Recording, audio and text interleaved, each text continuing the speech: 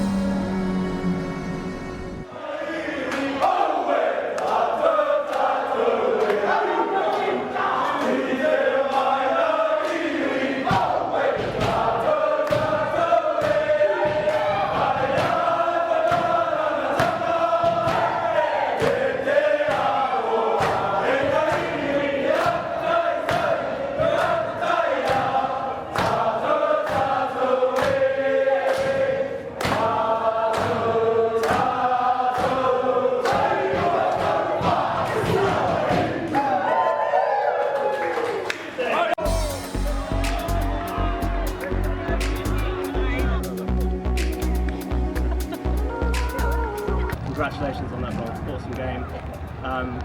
Yeah, we were trying to pull off that 2-minute miracle this time, but really enjoyed the World Cup, really enjoyed playing you guys. Big congratulations, you played some great touch out there. To my team, awesome week playing with you boys. I thought we were a better team. The coaches, great work, especially all the effort you guys have put in.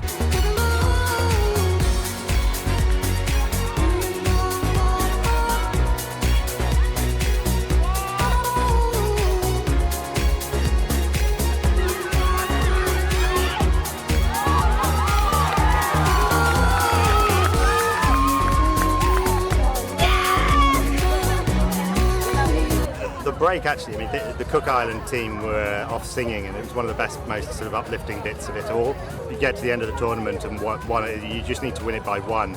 The girls were in total control. We were sort of the fitter, stronger team. Singapore were superb. They played much stronger, faster than we did previously, so they gave us a really good run for money, but I think we always knew we were confident inside.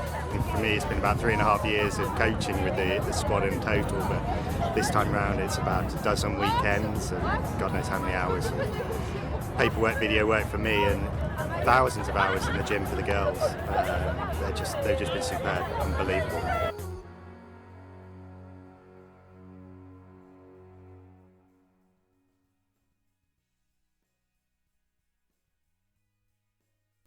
We're into the Cup Finals, the last session of the day. Welcome to us, if you're joining on Facebook for the first time this weekend, to Banbury Rugby Club on the Northamptonshire-Oxfordshire border.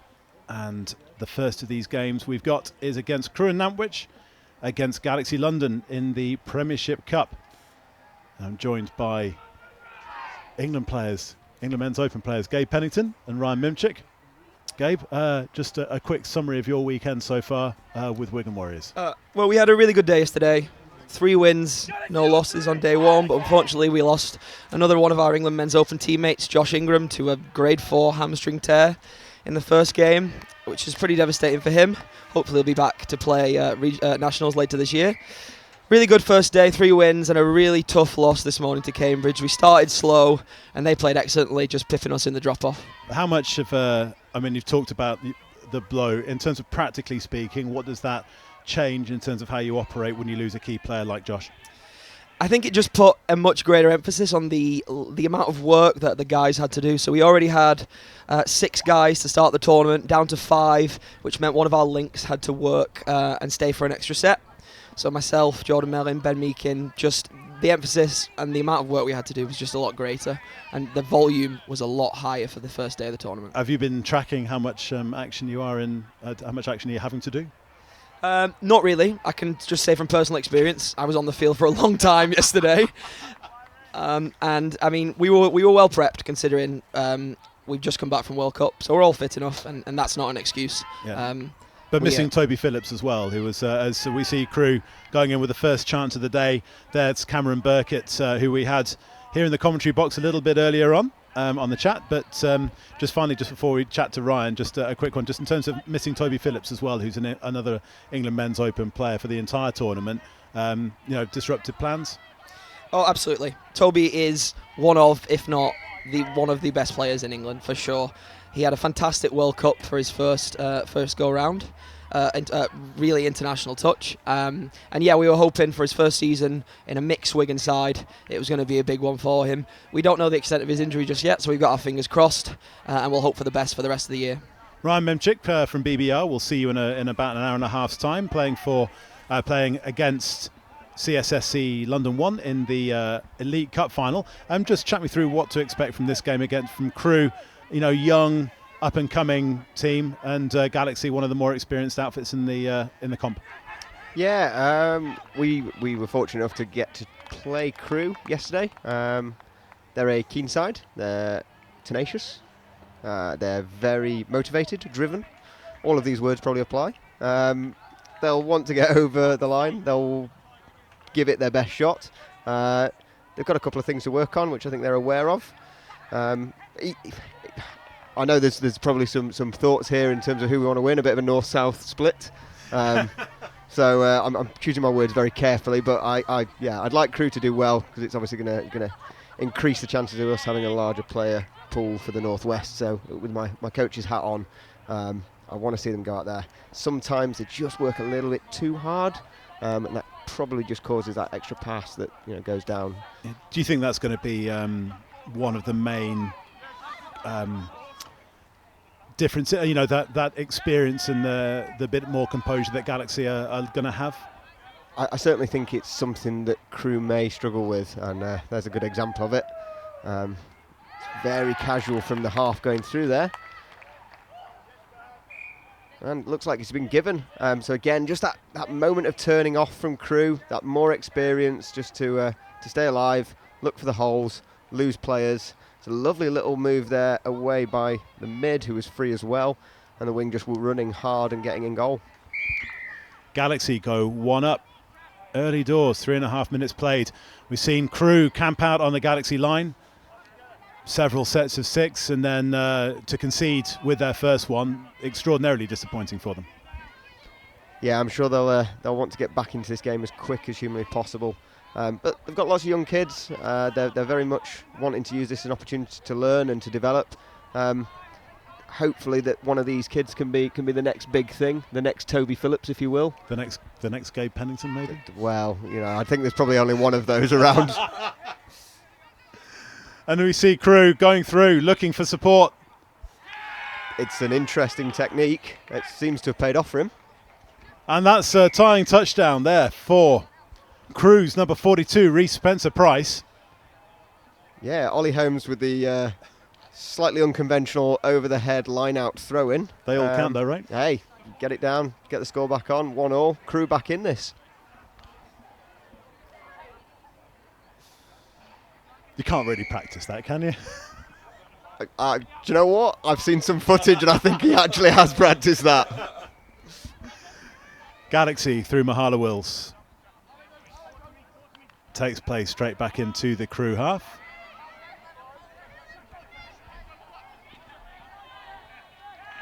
It looks like they've got away with that a little bit.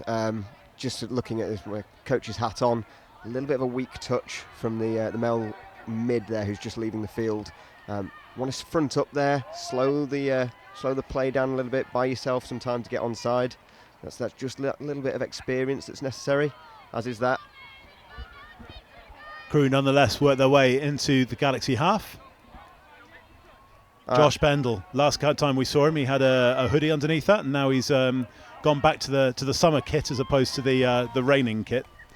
Yeah, Josh Bendel with his hoodie, looking forward to participating up north. Southerner as he was, now hometown Crewe. It's a big move for him.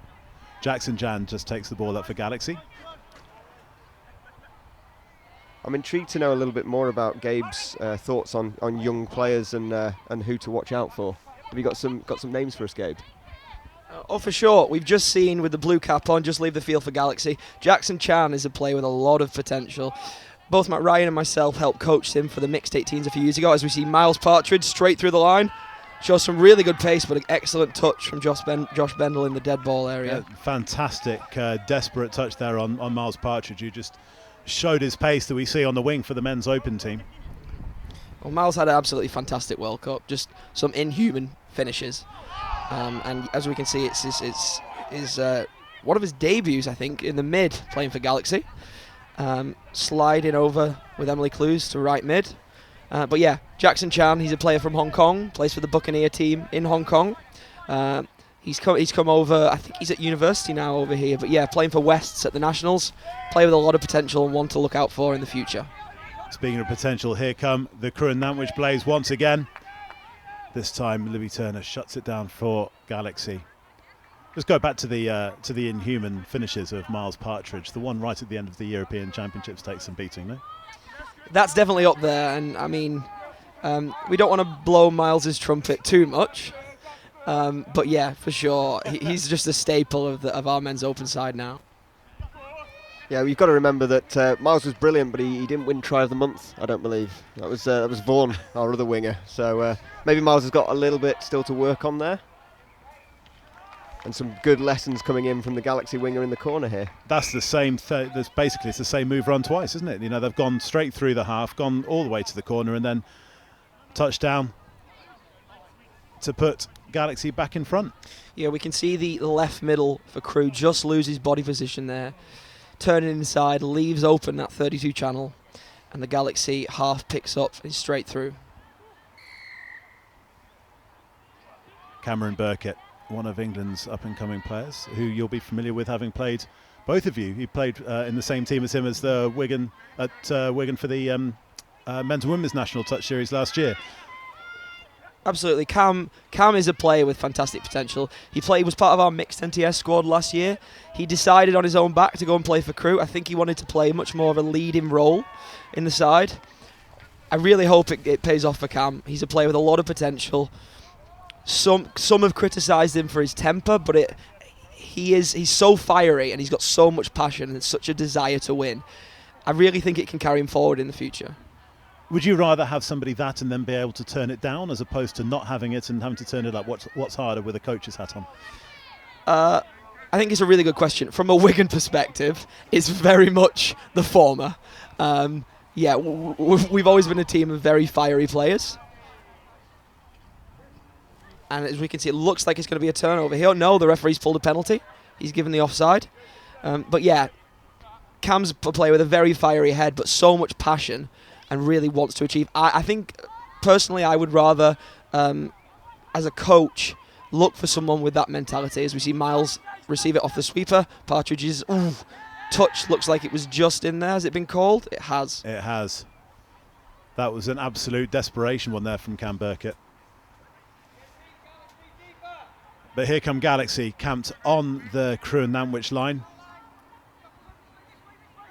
Once again, going to that right.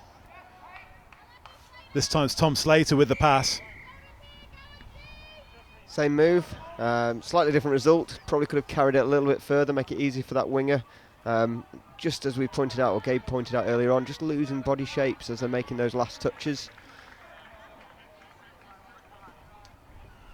It's an interesting question to hear answered by Gabe in regards to what you want from your player and whether you want that fiery nature and that ability to turn things up. I think we come from very, very different camps on that one. I want my players to be free, easygoing, able to kind of express themselves a little bit more, maybe not get in their heads as much. Equally, I've had some players who have been probably so laid back they're horizontal, and that's somewhat difficult sometimes to kind of get them to run hard. Miles Partridge makes the touch on the diving. Crewe 13. Yeah, good touch by Miles, using all 6'8" of him to dive out there. Just in terms of playing with a bit of expression, I mean, the BBR guys, I mean, you've had Joe Kruger-Williams and Louis Tress out this weekend, one for injury and one because he's, I don't know, somewhere in the world, we don't quite know where, but drafted in the 2 Scottish lads. What have they added that's different, or is it pretty much like for like? Yeah, I remember those two, Louis and was it Joe? Yep. They, they're a great bunch of kids. They play very differently. Louis is very reliant on his footwork, which he's very, very good at. Our 2 young boys at the moment coming in, obviously still coming on the back of World Cups and some very impressive wins. But we work in combinations, and having just 2 players who know what each other are doing makes a huge difference. And we're fortunate enough that they've got some fantastic skills, which are enabling us to throw long, throw short, run some interesting little patterns, and the footwork's really, really good too. So we're very, very fortunate in that respect. Does that enable you then just to play free and easy, which is what you were talking about before, just as a collective? Yeah. As we see Cam Burkett dive through there for a second, we'll come back to that in a second, just as Crewe's look to go in front once again. Just the ball batted down there. Dylan Fletcher's pass inside. Yes, I can hear the anguish in your voice. It was very, very close there, very close. It was nice. We were talking about free-flowing touch. We were looking at free-flowing touch, and we got a bit of that. We get a pick-up, somebody running hard on the outside, a little cut, a little offer then to go back inside. You just kind of want somebody to put their foot down at that moment and make a good decision, which is either go for it or look for that second touch. Cam Burkett dictating what he wants to happen. Gets the ball back.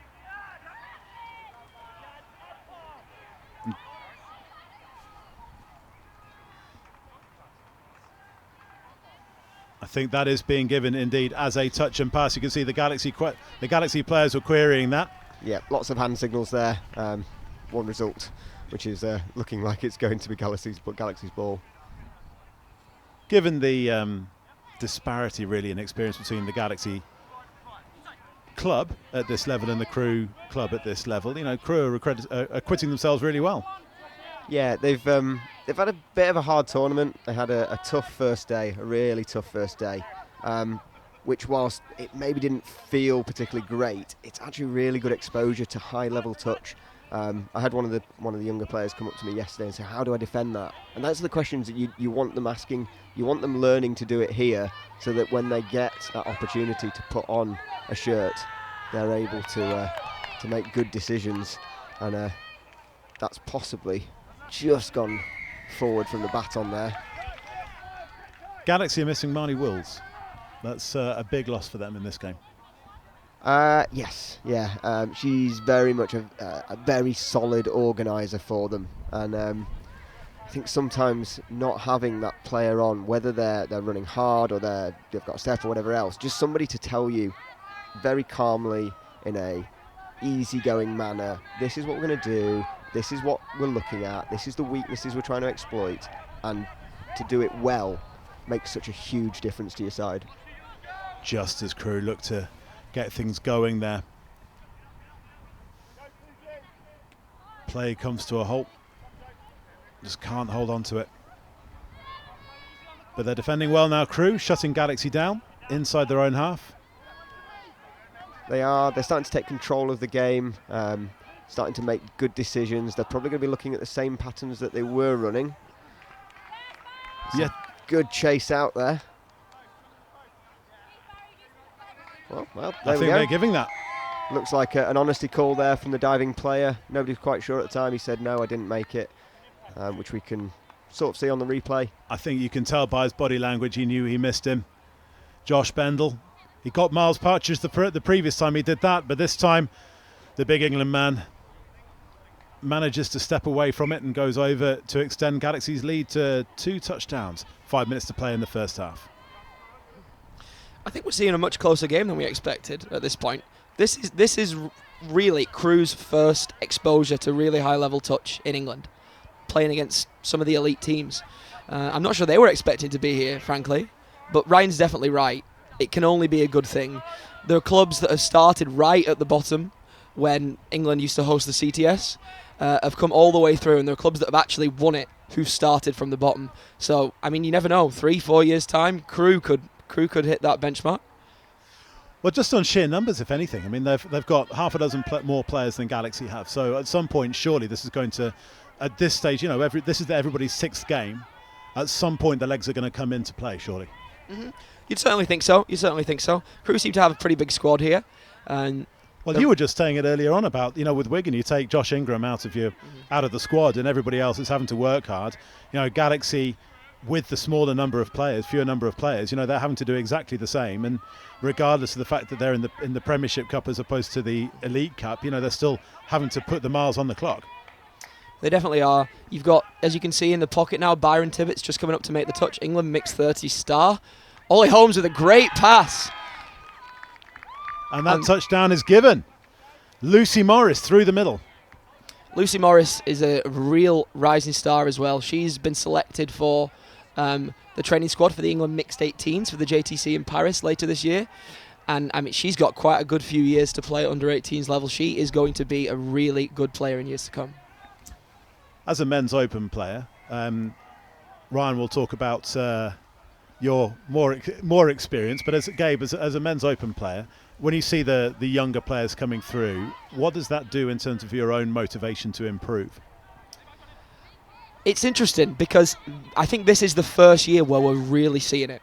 I think 2020 could be the year where we see multiple England junior players break through and play for the men's open team at Euros. I really think that. There are players from Cambridge like Sam Missin, Brad Murphy, the two Maynard brothers, and it looks like Miles Partridge has just slid over between the two middles. We've seen two aspects of Miles Partridge's finishing. There's the step away, and that time there's the dive. As I say, is he 6'8" or 7'5" or? He's tall. He's a tall guy. I've heard he's slightly taller than Kobe Bryant. That's what I've heard. But Ryan, from your perspective, you put on social media that that this World Cup is, you're hanging up your England shirt after 75 appearances. When 76 appearances, sorry. Thank you. when you're looking at the youth coming through, how encouraged are you? Oh, firstly, thanks for following. It's nice to know who those people are. It's great to see the kids coming through. It's good to have competition at all levels. It forces people to work just that little bit harder. It's a good diving effort. I think he's got that down. He has. He's very excited about it. It's a big punt back. Yes, that's interesting. So the slight difference, obviously, between the men's and women's sometimes is the defensive systems that they're running. We're looking here that Galaxy are running that pocket, which means that high link. So on this occasion, it was the left-hand side. Yeah, Tom Slater there. Tom Slater, there's the name for me. Working just that little bit too hard, left himself a little bit too much to do and has to cover a long way out. So that 5 metres backwards becomes 9, 10, 11 metres sidewards first. And it just makes it difficult to cover, and Cam exploits that. So just to go back to what we were talking about before in terms of the youth, the young players coming through, as a guy who's experienced multiple tournaments, I mean, would you echo what Gabe said about the guys breaking through and actually raising the level of and by pushing the more experienced guys as well? 2020, as I say, is a very, very big year. We've got lots of organised competitions coming through. So as one of the younger players, Jackson Chan finishes off. Gabe was talking about him earlier on, about a rising star. Shows his handling ability there. Ball rebounds. That's a difficult one to catch, and a great finish there by Chan, just to extend Galaxy's lead to 2 in the last 30 seconds of this first half. I'm sure we've said it multiple occasions during the last 2 days, but scores around half time count for double. Well, you found that on the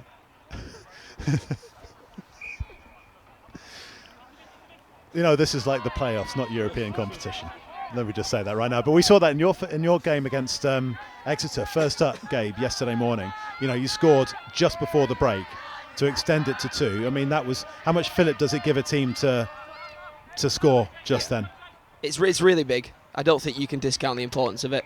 It changes the momentum completely and changes your attitude going into half-time. And yeah, we've got them coming up in the final game of the day today, so Exeter should bring a lot, and we're really excited for that final game. Galaxy up by 2, half-time. We'll be back in 3 or 4 minutes. Don't go anywhere.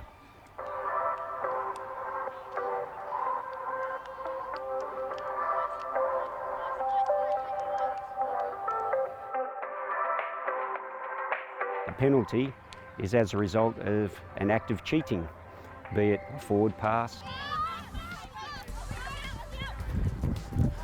Yeah, that's forward there, mate. Forward pass there.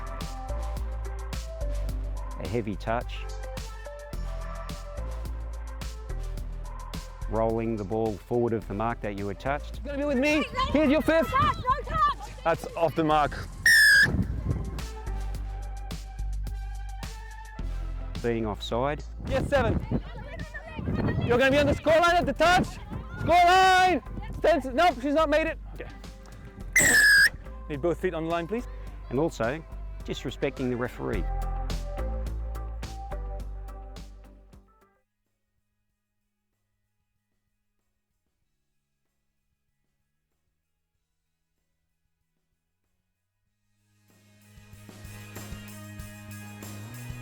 The rain is passing over the top of Banbury as we go. It was raining a little bit ago. It's dry now. This is the Elite National Touch Series 2019 round 1, and we are in the Premiership Cup final between Crewe and Nantwich, who are trailing Galaxy London by 2. Gabe Pennington has just nipped off for a little bit of just to get some fresh air. Ryan Mimchick is still in the box with me.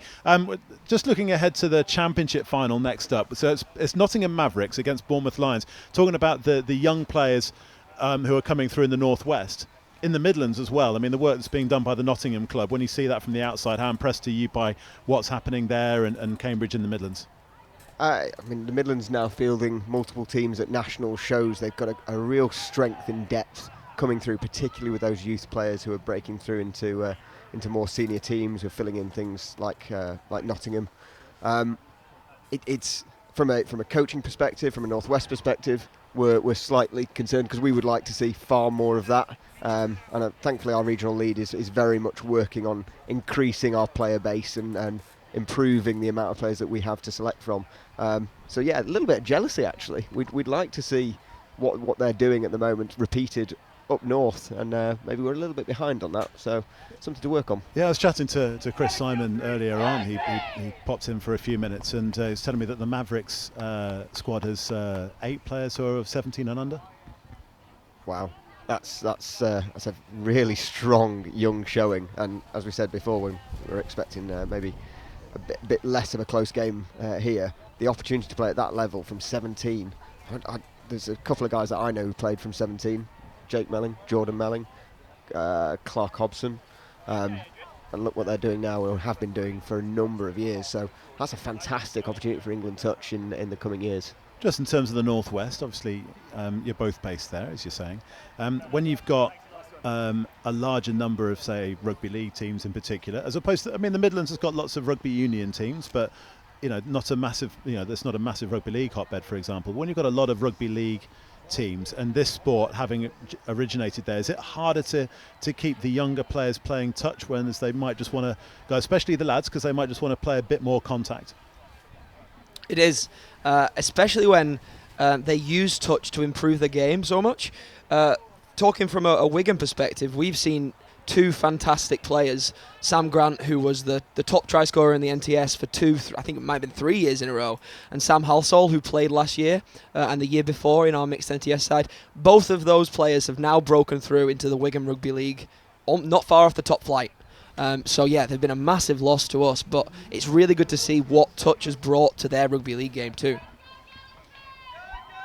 And what is that in terms of skill? Is it skill based? Is it just a slightly different approach to the game? I think it's awareness above anything else. I think the speed at which touch is played is so different to rugby league. Rugby league, you have time to look up as the tackle's been made and the ball's being rolled. You are not given that time playing touch. I mean, both of you have played in Australia. There's a lot of talent that feeds in from Australian touch into NRL and into rugby league, and we see that in terms of their skills base going forward. Is that something that could be adopted here, do you think?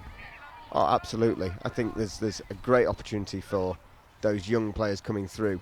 As Gabe points out, that there's timing. Obviously in rugby league you're looking at 3-point-something seconds per ruck as an average. Obviously within touch, that's a fantastic dummy to put a player through here. And a celebration as well. Fantastic. You know what? Stephen Barry was a familiar figure in the commentary box last year, and basically you sat him down, you pressed play, and then you went and put your feet up as the other commentator. But that is the first celebration we've seen so far this weekend. On a scale of 1 to 10, how do you rate that?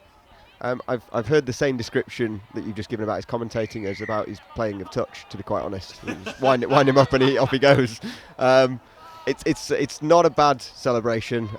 It's going to take a lot to beat Jordan Melling's 2015 roll and clap his own try at the World Cup. But yeah, it's inventive. It's different. It's nice to see.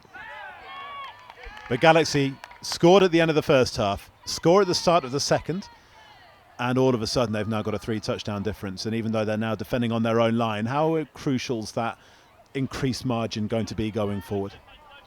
I think letting it get to 2 scores, and you can do it, you can bring it back. 3, I think you're chasing a game, and chasing a game is completely different in your approach. You're having to push passes, you're having to do a little bit more, and you're having to start thinking about taking possessions off a side.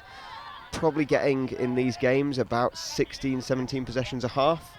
You're going to have to score 3 of them, 4 to obviously win it. You start to think about the odds coming down every set, which just adds further pressure to those players. But especially with such a young Crewe team as well, it's going to ask a lot of their composure. It definitely is. As you can see, Galaxy have got a really good roll on. Byron Tibbetts is looking at the offside player, and it looks like the referee is not too sure what the decision is. He's called half court. He's called Jake Threadgold onside there. So it's going to be 6th touch and a turnover for Crewe. They've got some deceptive pace, Galaxy. You know, Byron and Tibbetts and Miles Partridge, the pair of them, both have that ability to go through a gap and just go for it. Mm-hmm. Yeah.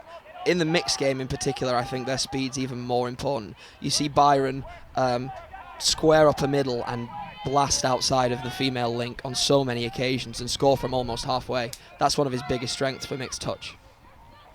Byron Tibbetts, the England senior mixed captain. Miles Partridge playing in the middle, number 11 when he comes on. You can see him patrolling the sub box at the bottom. His taller than Kobe, but I've heard he's even taller than Shaquille O'Neal. Wow, I'm sure he'd be happy to hear his name mentioned in those sorts of Hall of Fame echelons. I'm not sure, to be honest, that he'll know who they are, to be quite honest. He doesn't strike me as the sort of person who watches a lot of TV. But here he goes, Miles Partridge. Play on, goes the call from the referee. Penalty for deviation. That's exactly what he would have wanted to have brought in, Miles. And that's so Galaxy will have a fresh set of 6, 5 metres out from the Crewe and Nantwich line. You can see them coming back. How much of this, what's coming up now, is pre-planned? How much of it's on the cuff? I think they'll have a go-to move, which Steve doesn't look like he wants to run. So they'll probably look up again at, seem to be hammer setups for them in their first couple of touches. So here it is, hammer setup. Hammer being somebody coming on a short play? Yeah, 33 platform, your link shooting in, hit the link, pass, go round. You're trying to get a collapse from the female link, so in the right-hand corner of our screen we can see her squaring up.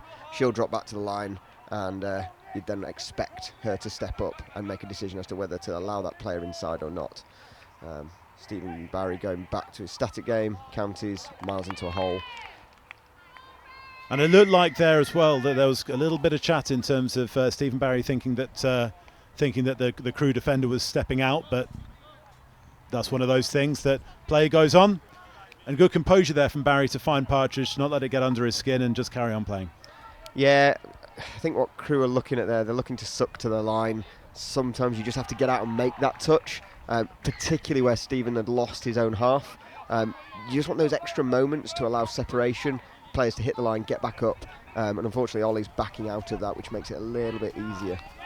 Just in terms of when you're talking about going to counties before, what is that in layman's terms? In layman's terms, it would be, in this circumstance, cam with the ball or the female link. So that's the left-hand side middle and left-hand side link, making the touch and splitting inside and receiving it from the half. The aim is to get the middle to pull back straight in defence and set up a 4-on-3 open side, or step back and set up a 3-on-2 on the short side. Here goes Cam Burkett, ball on the inside. The appeal for touch, but that's just given as a... I think that's been given as a score, actually. Great finish there by Dylan Fletcher. So Cam's going to take the quickie and feed instantly back to Dylan Fletcher. Jackson Chan calling the touch, but referee just out of picture. And Byron, you're Says talking the ball about is down. defences collapsing in, and that's Byron getting sucked in there to create that hole. Yep, we saw the link there was just slightly late on the shutdown. But yeah, Crewe, game's definitely not over yet. 14 minutes, only 3 down. Those touchdowns at the end of the first half and start of the second are still being absolutely crucial. Here is Stephen Barry, sets things up. In comes Miles Partridge. Good covering defence there from the Crewe midfield. And staying in Galaxy's faces as well. Some excellent scramble there by Crewe. Put under quite a lot of pressure with the really good cut by Miles. Crewe managed to see it out. Considering what was being asked of them, as you say, that's really good work by Crewe in their defence. Now coming up, get some fresh legs on. Unlimited substitutions in touch. The only stipulation is in mix is that you have to have a minimum of 3 women on the field at any one time. So it tends to be 3 men and 3 women until we get to knockoff, which the knockoff extra time, drop-off extra time, which we may get later on. Yeah, well, everybody loves to see a drop-off, or a knock-off. In fact, I'm intrigued as to what your rules to a knock-off would be. It's a good question, though, actually. What if there was any rule you'd like to see changed, Gabe? What rule would you like to see introduced? I'll throw a starter for 10 out. I would like to see an interception be touch 0, which is obviously something that they've looked at in New South Wales, and probably will introduce to State Cup, or did introduce to State Cup. Is there any other ones, whilst I've given you some thinking time, that you'd like to see introduced? I think that's a very good suggestion, Ryan, and I think similar to Rugby League, it'd be really good if that were implemented. I'd like to see a sort of power play introduced. So at a certain point in the game, the attacking team can choose which defender must leave the field, as Emily Clues strolls over in that right link. Really good roll on from Miles Partridge, got Galaxy over for their 8th score.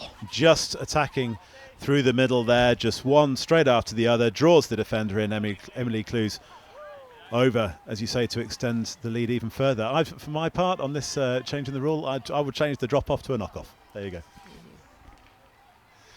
But in terms of the interception becoming touch 0, what would that change in practical terms?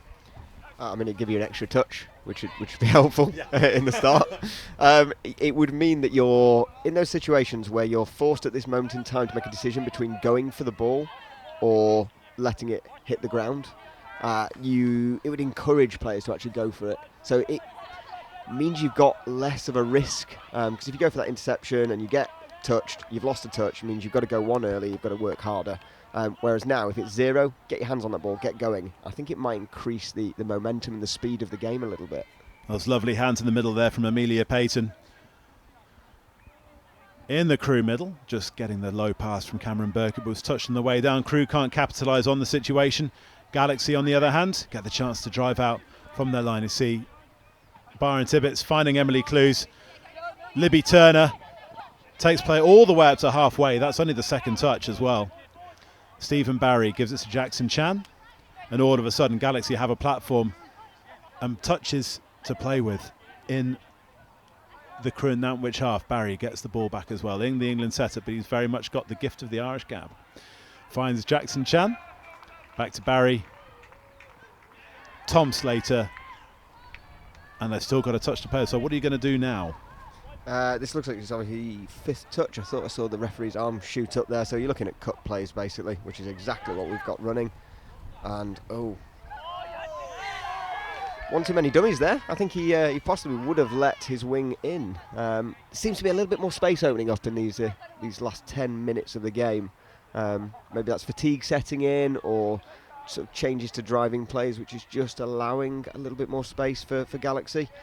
Crewe might want to just have a look at that, because they're a little bit predictable about where they're going here. It's pretty obvious, hitting straight to their box, trying to get those reinforcements on, and then running hard on the outside. But unfortunately here he's not going to half, so it makes it more difficult, slows down the momentum. We say that, but he's managed to jink around 2 players there. Yeah, great run. They're coming in from the Crewe number 13, who I think has been subbed in overnight, because he's not on our team sheet. But in terms of we're talking before about the differing levels of experience. It seems that Galaxy have subtly changed their attack at half-time. They have. They've gone to slightly different platforms. They're looking to test the Crewe defence in different ways. I think this Crewe team has some real pace, and I'm not sure they're using it to the full effect. I really think if this Crewe team just learned how to get a strike dump, learned how to pick up, they would really get good penetration through this defence. And that's something that I think will come with a higher level of coaching and a bit more experience. I mean, should they have looked at the numbers in terms of the pace and the disparity of numbers and go, right, we need to work Galaxy really hard and tire them out and make the numbers count and get our rotations going in terms of the substitutions? And I think so. That's probably Crewe's greatest strength, as they make the touch just within the 5, and Byron Tibbetts feeds off Miles. Partridge penetrates through. Josh Bendel misses the touch, and Emily Clues puts it down for their 9th score. Textbook there, really, in terms of both in terms of the step through, and then Emily just staying on the goal line, just finding space, and Crewe just running out. Crewe defenders just losing their men. Mm-hmm. We see it looks like the Crewe middles have just lost a bit of connection there. They really wouldn't want anyone to be picking up through the middle, and that's definitely a big work on for that side. But I think another thing that will come with more time and experience at this level. So Galaxy starting to make the experience pay. There were 2 up at half-time. 5 up now with 7.5 minutes to play in this Premiership Cup final. Just coming up, we've got at 3:25, we've got the Championship final between Bournemouth Lions and Nottingham Mavericks. Seen quite a lot of the Mavericks on here today. It's the first time we'll have seen Bournemouth though for the weekend. They're unbeaten. No, sorry, they're not. They lost their last game against Revolution. That was one that Revolution needed to win by an awful lot to be in the final. Unfortunately, they just couldn't quite manage it. But Bournemouth, nonetheless, are going up against Nottingham, who they beat in the pool stages. Just as Crewe bring one back. Looks like the referee's going to bring it back for the penalty. Would not play advantage in that situation. Or maybe that pass was forward. Also another option, Chris. And then at 4:20 we've got BBR up against CSSE London 1, and that's in the Elite Cup final. So we're at the business end after a day and 3/4 of touch action here in Oxfordshire.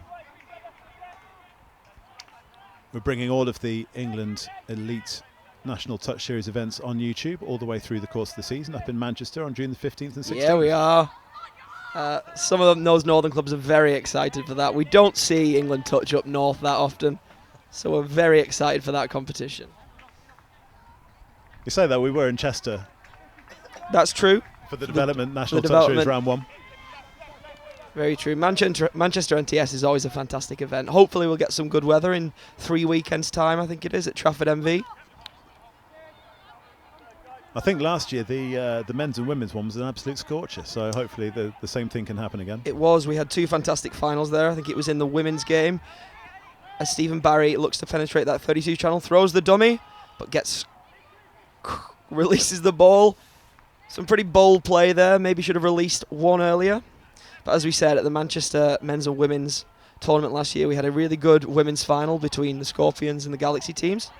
And then a fantastic men's final between Scorpions and Wigan, with the Scorps, I think, getting up by 1 or 2 in the end. But you guys and Wigan ended up having the last laugh, winning the overall title.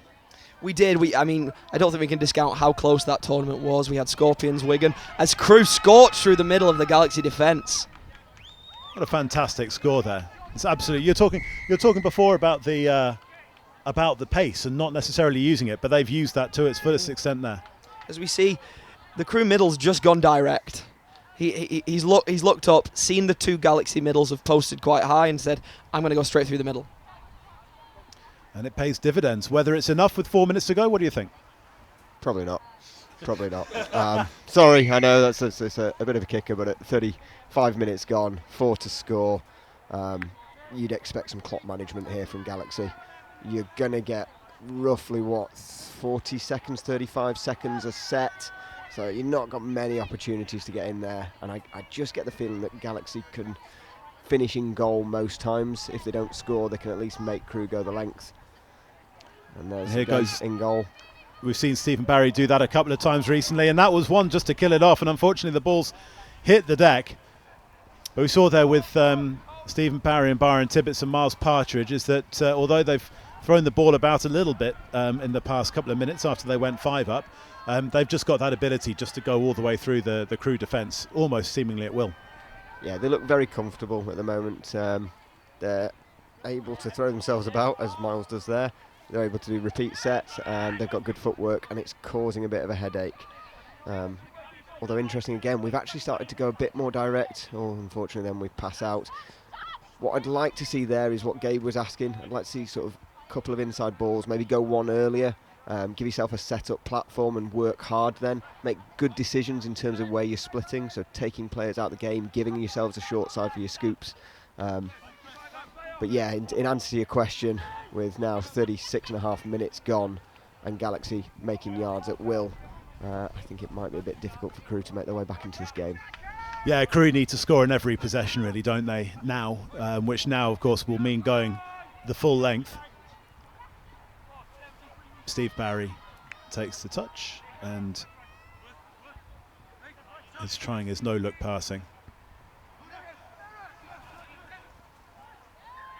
And 6 touch kills the ball, half court, and it kills the play and causes the turnover on the Crewe and Nantwich line. So 2.5 minutes to play, 4 touchdowns needed by Crewe. They need a score right now and then to force a mistake straight away, otherwise this one is very much over.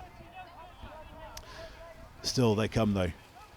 Not disheartened, the Crewe and Nantwich team. Plenty of credit for the way they've approached the game. It's been very positive. Yeah, there's loads of positives to take out of this actually, in terms of where they've got to. Just waiting on a decision here. I think that one's going to be given. That's a touchdown for Reece Spencer-Price. Oliver Holmes on the breakthrough. Yeah, so we've got a middle there who pulls in field, leaving themselves with a 3-on-2. Miles hedging his bets on whether he can make that touch or not. Unfortunately not, even with his long arms, and yeah, Ollie goes through. So you're saying there's lots of positives to take, and then we got rudely interrupted by a try? We did, which was a positive, to be quite honest. They've looked up, they've realised the middle's pulled in field, and they've taken the correct option. So, good decision there. When they have gone direct, they've looked a little bit more threatening, and they've had opportunities to defend a couple of things like County's plays, which they've done quite well on occasion. So, I'm sure they'll watch a bit of video back, and they'll learn from this. Yeah, there'll be some inevitable disappointment for them on the way on the M6 up north, but as you say, plenty to work on going forward, and if they can get that, if they can channel that in the right way, there'll be a threat at tournaments to come as we go forward in Manchester in a couple of weeks. 90 seconds to play. Galaxy have got this one in the bag. 3 touchdowns up. They have. Have you got a man or woman of the match? I like to do this on occasion. I would go, my personal shout, I think Miles Partridge has been a massive difference between the two teams. Yeah, it's been good. Let's ask Gabe. Gabe, have you got a man or woman of the match? You've usually got an opinion on this sort of thing. I think for Galaxy, certainly. Miles has played very well, but I think Byron's been the driving force behind the team. He's such a strong player in every respect, as you can see him taking the ball forward, very experienced, knows it's the end of the game and is going to burn that clock down. Very clever play from Tibbetts there. And female-wise, I think Emily Clouser's had a stormer. She's got 2 or 3 scores, working very well off a Galaxy half scooping through. Just returned from the World Cup for the England Women's Open team, who put on a great showing, finishing 5th, I think. As we see, clock winding down, Barry takes it through, cuts with Partridge. The touch is made, it's going to be a turnover. I don't quite know why Stephen Barry just didn't score there. aside from to kill the clock and to really know that you've got 3 up, a few seconds to play, and that you're forcing Crewe to go the complete length. They aren't able to do so. Crewe and Nantwich 6, Galaxy London 9. Deserved results in the end, and I think a just margin as well. I think if it had been any further apart, then it would have been really harsh on the Crewe team. But Galaxy, deserved winners. Absolutely. They were a bit disappointed yesterday, I think, not to get through to the top 8 stages, but a great performance which they'll take through to the second NTS of the year in Manchester. From a Crewe perspective, they should be very proud. I think this weekend they've grown to go down by 3 to Galaxy in a final. All credit to them. So yeah, to just bring it to a close, good luck to BBR in the final, and Bournemouth and Mavericks, who are playing in the next game. But yeah, thank you very much, Chris. We shall see you in the 0161 in 3 weeks' time. Thanks very much for your time, fellas. Good luck, Gabe, as you Wigan playing Exeter in the Elite Plate final as well at 4:20. Ryan needs a hand getting up. I do.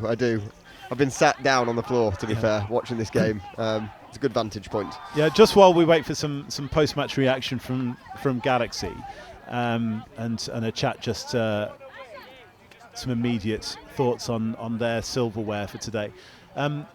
Coming into this weekend, I was chatting to Claire Waddell after the CSSE semi-final, when Claire Traynor as was, about the reduction in the level, or the closeness now of the levels of the standards between all of the top teams. You know, as BBR, you've been the team to shoot at for the last few years. Do you guys feel under more pressure, you know, when you see the likes of CSSC, Wigan, Hot Custard, the guys coming up, and also the teams who aren't here, Scorpions and Canterbury? You know, there's now half a dozen teams who are all challenging each other. I don't think BBR feel particularly pressured. We're very respectful of the teams that we've got to play. We know that on a day, any other team can challenge. It used to maybe be sort of top 3 that would do that, but now you have to consider every game. The top sort of 7, 8 teams are pushing everybody every week or every time we play. We're just happy to run around and to see the standard improve, and to keep working with that and playing the game that we love. So yeah, it's great to be here, and you know, we never expect to be here, but whilst we keep going and we keep plugging away, we get opportunities to play different styles with different teams.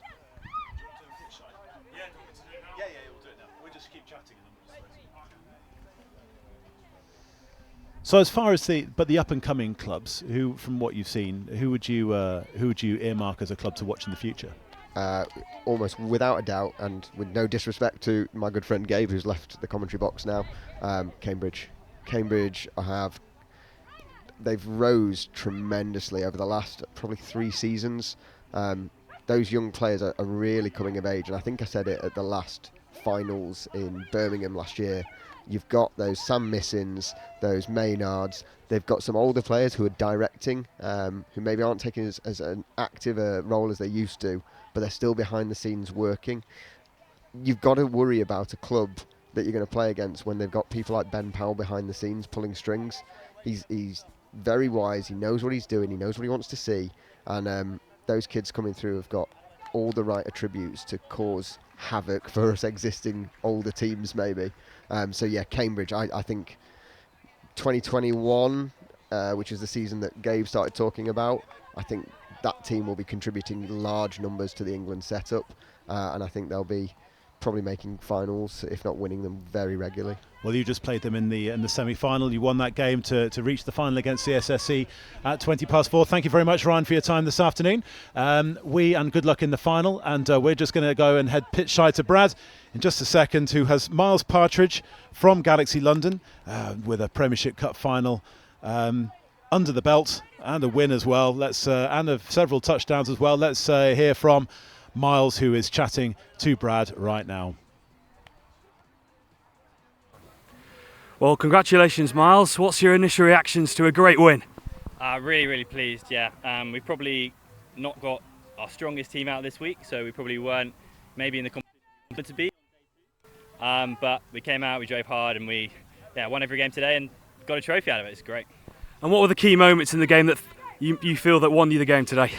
So we were 2 up at half time, and second half we came out and we put 2 on really early. We just said at half time, get your basics right, finish our sets down their end of the pitch and make sure that we can keep them off our line. And as I said, first 5, 10 half kept them to 0, and then we were sort of leading the way from then. And how do you feel the weekend has gone as a whole for your side? Really good, yeah. As I said, we perhaps got a bit of a more developing side out this weekend. So it's great to have those guys come and experience NTS at this level, because maybe they've only played in our sort of league sides in London and haven't got to play against all these different sides from around the country who have their little nuances and different ways of playing the game. So yeah, it's a really good experience for all those guys. And what's next for London Galaxy then in the future? I think we've got a team going out to Paris, to Gif. There's always a great tournament there. So they'll have a great time out there, and then prepping up for the next NTS, I think, where hopefully we can go and give some of the big fish a bit of a run for their money. Well, Hugh, congratulations, Miles, and well done on the win. Brilliant. Thank you very much. Thank you. Cheers.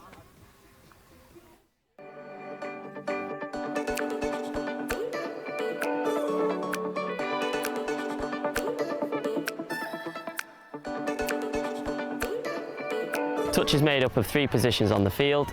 You've got a wing, a link and a mid. That is replicated on the other side of the pitch, so you have 2 sets of each.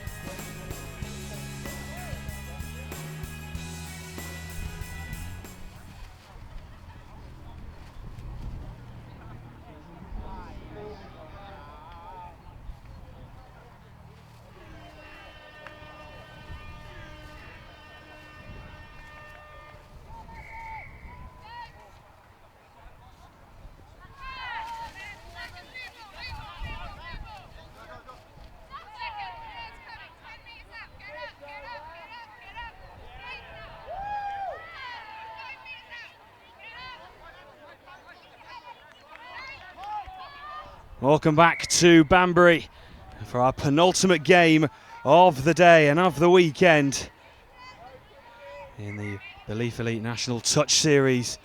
First round of 3 in the series. We've already had one of our finals this afternoon, the Premiership Cup final, London Galaxy coming out on top. Who's going to win this championship final?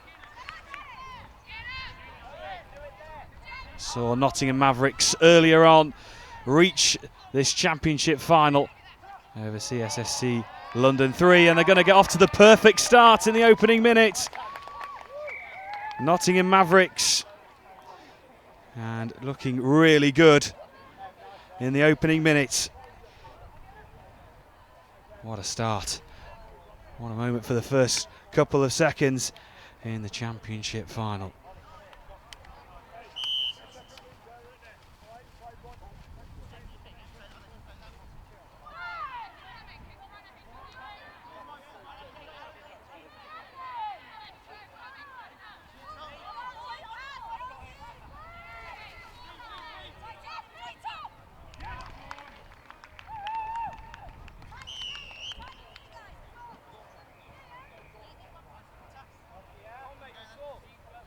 And looking back at it again, Bournemouth straight back into it in the championship final.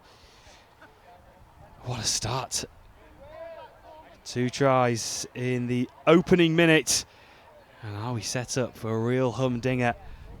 Nottingham Mavericks against the Bournemouth Lions. It's the first time we've seen Bournemouth Lions on pitch number 1 over the weekend.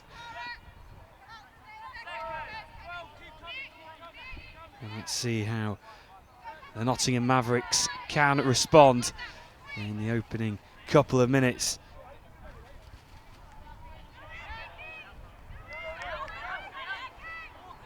Owen Carroll involved, and that man Oliver Brassington, we saw the pace he has just over on the left, but here comes Carroll looking out wide, and a good touch on the line, vital from the winger.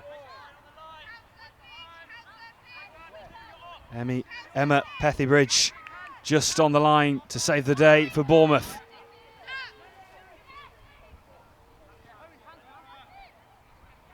Victoria Gaskill there in the middle. Owen Carroll, now's Oliver Brassington looking for the wing, looking for that pace and agility. And he looks like, has he got it? He certainly has, and look at the skill and the pace from Oliver Brassington. And he makes his mark in the championship final. The opening 3 minutes has supplied 3 tries. And what a game we've got on our hands.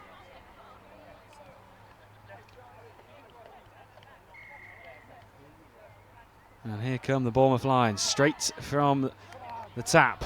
Here we go. Edging closer to the 5 metres, making up the yards every touch. Good play once again from Bournemouth Lions, sliding in.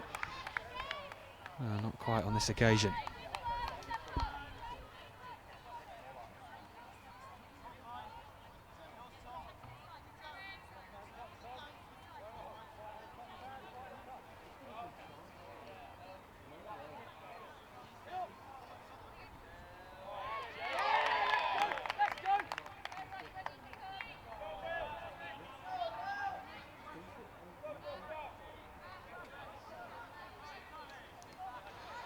So a couple of minutes into this championship final, I'm delighted to say I'm joined with Sean Atkins from CSSC London. How are you doing, Sean? Have you enjoyed your weekend?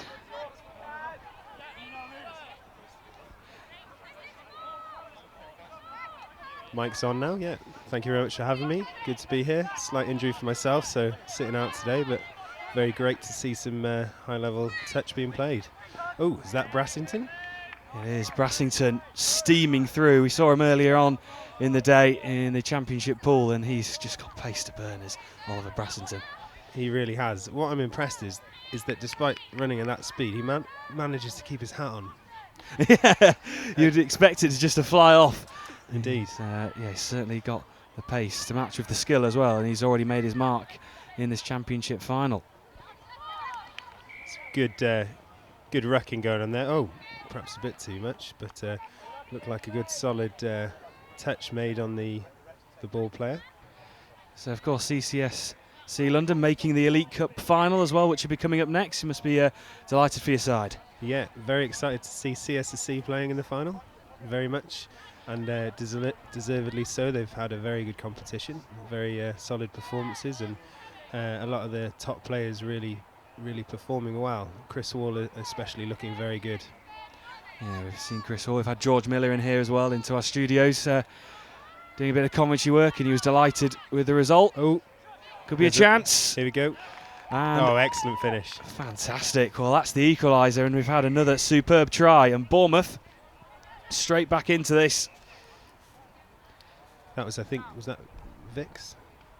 It was Vicky Stevens, yeah, just on the wing, and it was a good pickup and a good response, and what a start to this championship final. Yeah, 2 apiece after 6 minutes. Vix has been a good player for a long time. She's used to be around Bristol area. Used to train down over in Bristol. She's very good then, quality player. Certainly saying qualities here. Oh, he's found the saver, cut through. Reset time. Yeah, couple more. Nice, good composure there. Back into the mid, so what they're going to set up. Oh. Gap had opened up there, that could have been on. How does your mentality change when you're going into a final of any of the categories, of course, Premiership, Championship, Elite? How do you switch your brain to think, oh, right, this is the moment into a final? How do you compose yourself? Well, it's about focusing on getting the basics correct, your wrecking technique, initiating that touch properly, making sure you get good clean ruck ball. We've had a bit of rain today, so making sure that the ball is set nice and firmly on the ground. Also, probably having a look at opposition, any particular areas that you think, right, we've got to run these plays to make sure that we try and exploit their weaknesses. So yeah, probably just keeping things tight as well in a final. A bit of nerves out there, expect. Yeah, certainly as the going into 7th minute of this championship final, 2 apiece, both sides showing their quality, and Mavericks looking to build from the back over the 10 metre, crossing the halfway line. Oh, it's a good game. This is a really good bit of momentum building up now. Brassington's going to go here, is he? Is he going to put the afterburners on? Is he going to go through? Nice play, yeah. Very nice. They got a nice roll on there, and then he just exploited them rolling backwards. Straight through the middle channel there. I think that's the impressive thing about Oliver Brassington, isn't it? It's not just the pace, it's the composure and awareness of what to do at the right time. Yeah, he's playing really nice. He's looking to see, where's he going to go. He's stepped one way and stepped the other, and then exploited the gap in between for the retreating players there, and then he's just literally turned on the pace and just burned them away, hasn't he? Yeah, he certainly has. He's put those afterburners on a couple of times this afternoon, we've seen. And lucky.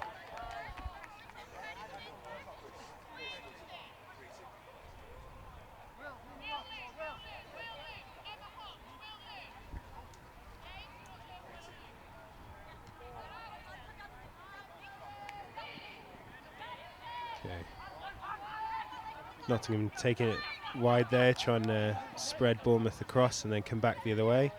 Looking to sub now, good yardage, almost to the half. Over the halfway line, going through the middle this time, trying to power through, and just slowing things down. We see this tempo sort of change, don't we, throughout games? Good scoop again though, out to the wing. Ooh, what's the call? Yeah, it's going to be given. Certainly is. Beautiful. And Nottingham Mavericks extend their lead over on the far side. It was a great pick-up and touch. Good chase by the winger as well, great commitment. Can't see the angle straight from here, but must have been close, so great finish.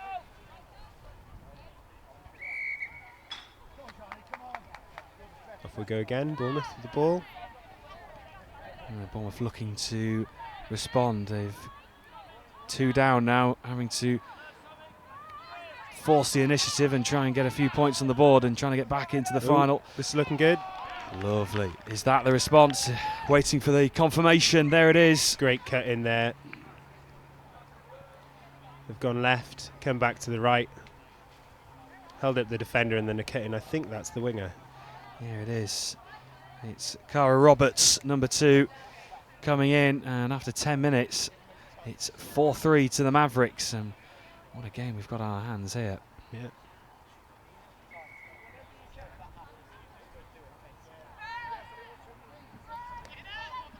Okay. Trying to exploit that mid. Same mid again, good. 2 touches on that mid.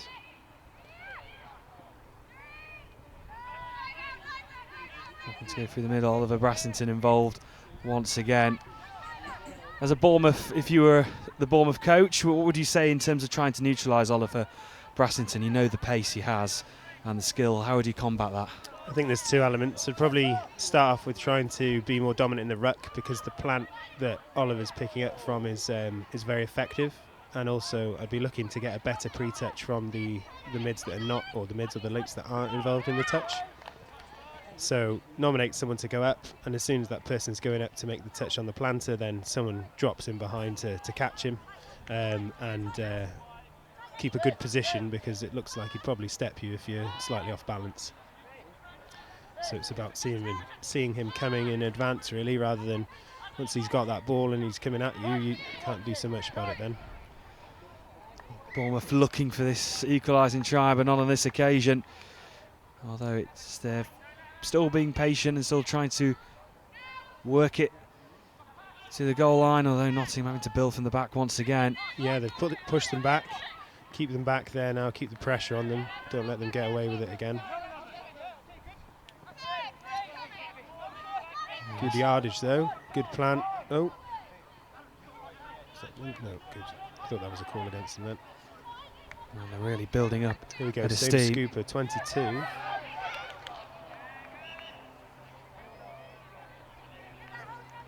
Adam Boardman. So they've got 2 really good scooping options, slightly different. Adam Boardman's is picking up really nicely, and he's looking to exploit the defenders. He's having a look to see which way they're going, and he's trying to step them the opposite way. Really nice to see. And as Bournemouth cross over the halfway towards the sub-box, and now crossing over the 10 metre. Oh, unlucky. Just at the right time. They're actually just building up a nice bit of momentum there, weren't they? They were, yeah. Just a little bit off the pace there, just maybe a bit of fatigue setting in. Yeah, I was going to ask you, of course, we're into the late stages of the weekend. Fitness and mentally, it must be you must be getting very fatigued. Yeah, and it's the concentration. I think most of these players look like they're fit enough to play through these games. I don't think they're necessarily physically that fatigued. I think it's the level of concentration and maintaining that level of concentration for a 40-minute period, and especially going in when you're subbing off in the box, maintaining that focus on the game, thinking about what you're going to do next. And I would argue that the majority of the time with these players who are well drilled, the difference in between the teams comes down to the players that can come back on and concentrate for the longer period of time. Again, another ball to ground there. So opportunity now for Mavericks in the Bournemouth half. Brassington's probably going to set for another scooper. I can see it coming. Here we go. You just can't you? Oh, maybe not on this occasion. He just looks every time, doesn't he? Yeah, he looks really dangerous. Here they come. Mavericks just slowing things down a bit. Back door's coming off the deck.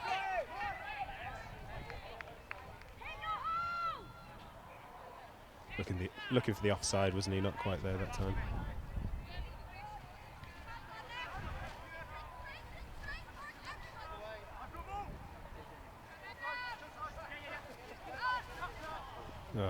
What's ground? It's a shame. Yeah, they were just sort of building up a bit of possession there, weren't they? Building the momentum, and then suddenly, we've seen it so many times where you just think that it's going to click, and then suddenly it just falls away at the last hurdle. But we've talked today about the conditions, obviously with the rain and the moisture, creating a bit of trouble for all the players today, really. I don't know, Bournemouth missing number 17, Sam Cutler. I've not seen him on the pitch yet. Lucky to go through. Oh, there you go. And it is Nick Hodson coming through. And the ref confirms it, and we are back at all square. 4-all after 15 minutes. It's been a superb first half in this championship final. Yeah, it was a really good try, wasn't it? And rain's coming down now a little bit. Just very light rain, but that's going to really change this this game now. They're going to have to look after that ball a bit more. As a player, what can you do to help you when in terms of handling the ball? What's in these type of conditions? What can you do as a player? Going into the touch at the right pace is crucial. If you put too much pace running into the ruck and you haven't got the ball, a good grip on the ball, that's going to have a big effect. Quite often, as he just bundled his way through there. That looked good. Quite often, some players who would usually play with one hand would probably move to two just to make sure that they're retaining possession. So, and obviously passing as well, a little bit more sympathetic on the passes, although the top sides really, even given these conditions, they probably still throw a long ball and you'd expect your wingers to catch those. So it's about positioning and keeping the right level of depth for the pace that's been run with the ball for the conditions. Oh, unlucky.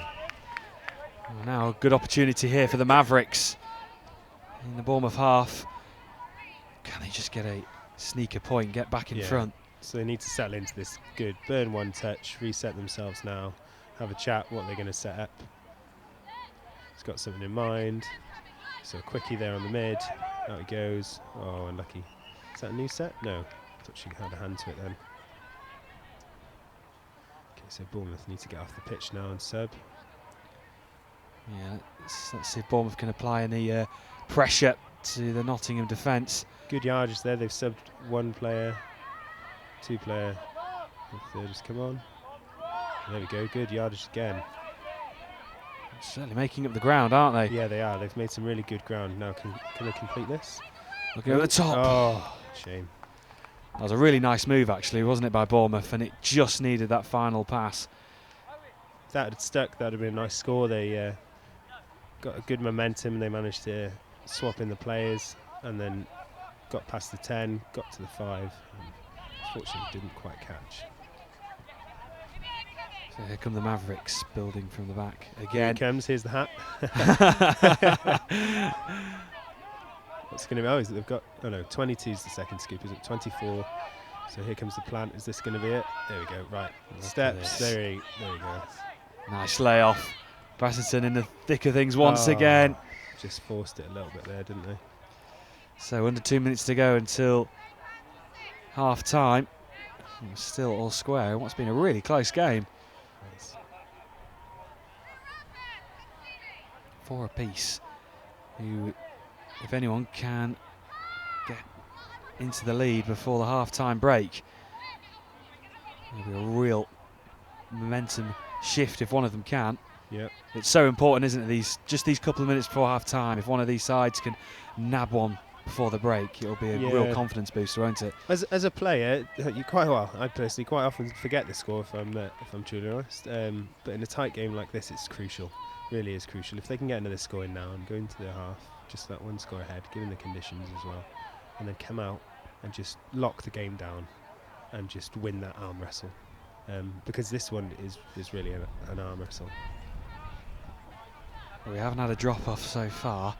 Has there on pitch Not one? on pitch one, there hasn't. Sorry, I was about to say, there has been, of course. We've been hearing them around Banbury Rugby Club, but no, not on pitch one. Oh, it's given. Yet. Oh, it's given. Well, everyone loves a drop-off. I personally love a drop-off, so I would love to see one here. Always just adds to the drama, doesn't it? Especially in a final. Yeah. Oh, there it is. There's the crucial score. And as we were just talking moments ago. Brilliant. Unbelievable. Just diving in there, and Bournemouth get one just before the break. And how vital could that be as the hooter sounds? Bit of uncertainty in the defence there on the line, which seemed a bit strange, but they got in.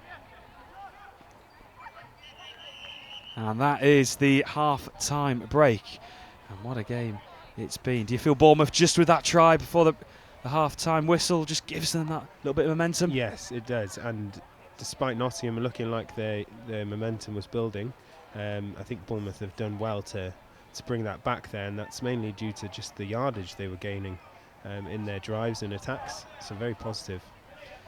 So half-time in this Championship final, and Bournemouth Lions just edging ahead at the break by 5 points to 4 over Nottingham Mavericks. We'll just have a short break and we'll be back with you for the second half very shortly.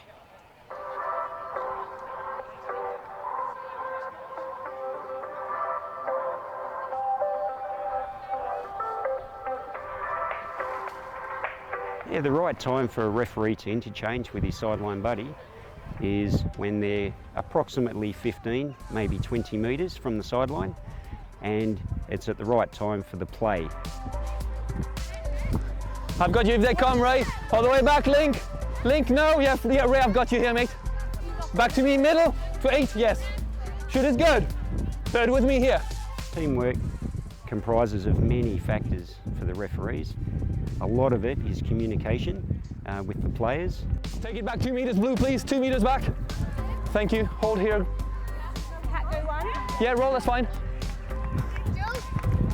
Look for me. First is with me. Here it is. 27, 2 meters. Yes, good there. Look for me for second. The sideline ref's always communicating with the players. All the way back to the ref now. 9, 9, 1 step. 9 offside. Look for the ref next touch. And at the appropriate time, we'll communicate with the on-field referee when a critical decision needs to be assisted. Have a look at the ref at the next touch again. You're just in front of the line. 12, no. Good, 12. All good here, Jonathan. The development of referees is quite rigorous. There are 5 levels in the fit level system. The entry level is level 1, level 5 is the highest. So to progress from 1 to 2, 2 to 3, there's a theory exam plus a practical assessment. And when you go from 3 to 4, 4 to 5, that has to be done at an elite tournament, like a Nationals tournament or a Euros.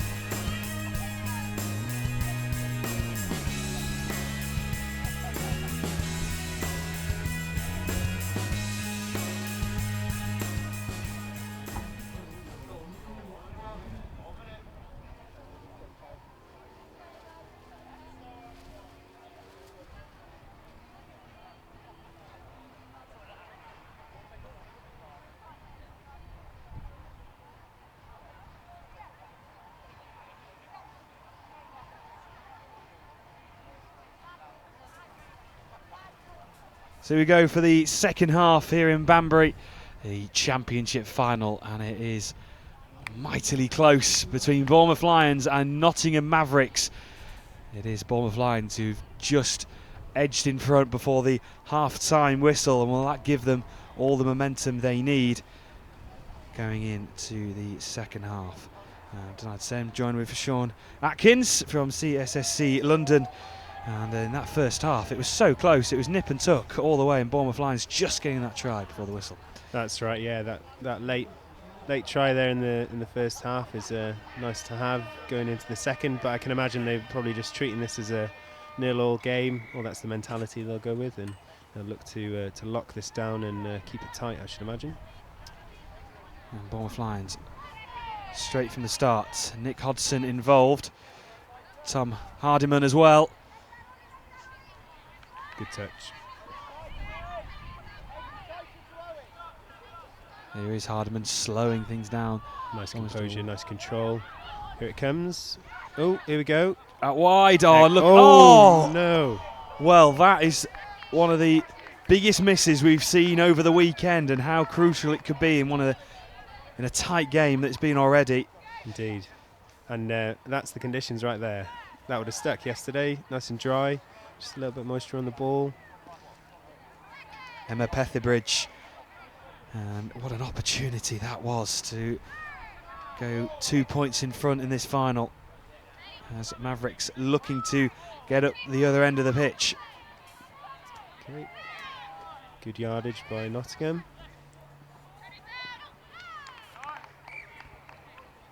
Good, pinned them back. Good patience, good ball retention, completion of the 6.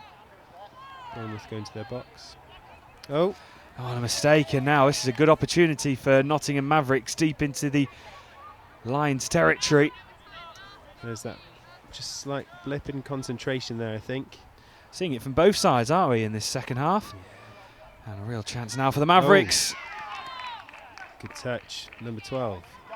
Yeah, critical touch from Tom Hardiman. Here we go again. Good composure, that's it. Walking it up at a good cadence, not too fast. Good pre-touch position, cornered well. Back up. Oh, what a lovely dummy. Oh dear. And Nottingham Mavericks well back into this. 5 apiece. Oh, it's just the slip. I think that was Abigail Walters, or Abby. Great footwork. Faded out. Winger went. Step back in. No link covering that inside there. And from potentially being 2 points in front, we're back to 5 apiece. It's amazing how the game can just suddenly change in a matter of seconds. Absolutely, but there were 2. They didn't finish that score, Bournemouth, and then they were a little bit complacent coming out their own half. They didn't get to their sub box, and that turnover ball in that Nottingham are good enough to exploit that like they did, and put that score on them. See if Bournemouth can now do the same. So they've got a repeat set here for a knock forward or knock down. New set of 6, I think. So what's it going to be? What are they going to set up? Spread in the mids. It's a great angle. Just turned slightly the wrong way in the dive there. He ended up rolling over himself. If he'd gone straight with the ball, I reckon he could have been in that one. That's Llewellyn. Llewellyn Bosoff. Bosoff involved. Would you like to give us a pronunciation of Llewellyn? Llewellyn? Llewellyn? Llewellyn? Llewellyn? Is that Llewellyn? I'm a fluent Welsh speaker, so I've got a slight advantage on you. There we go. Well, does it sound all right, Llewellyn? Llewellyn is close. It's not quite right, but we'll... That's me, English voice coming. Yeah.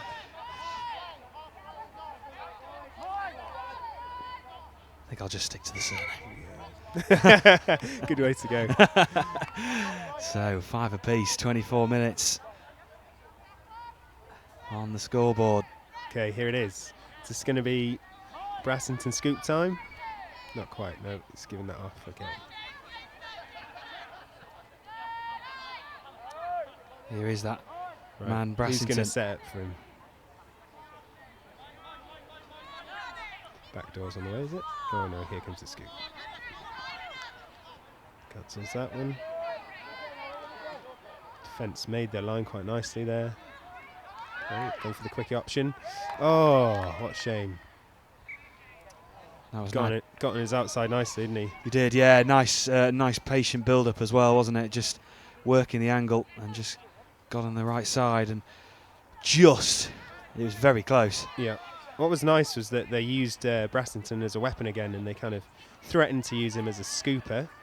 Cancelled that, made the defence a bit jittery, and then went for a different option.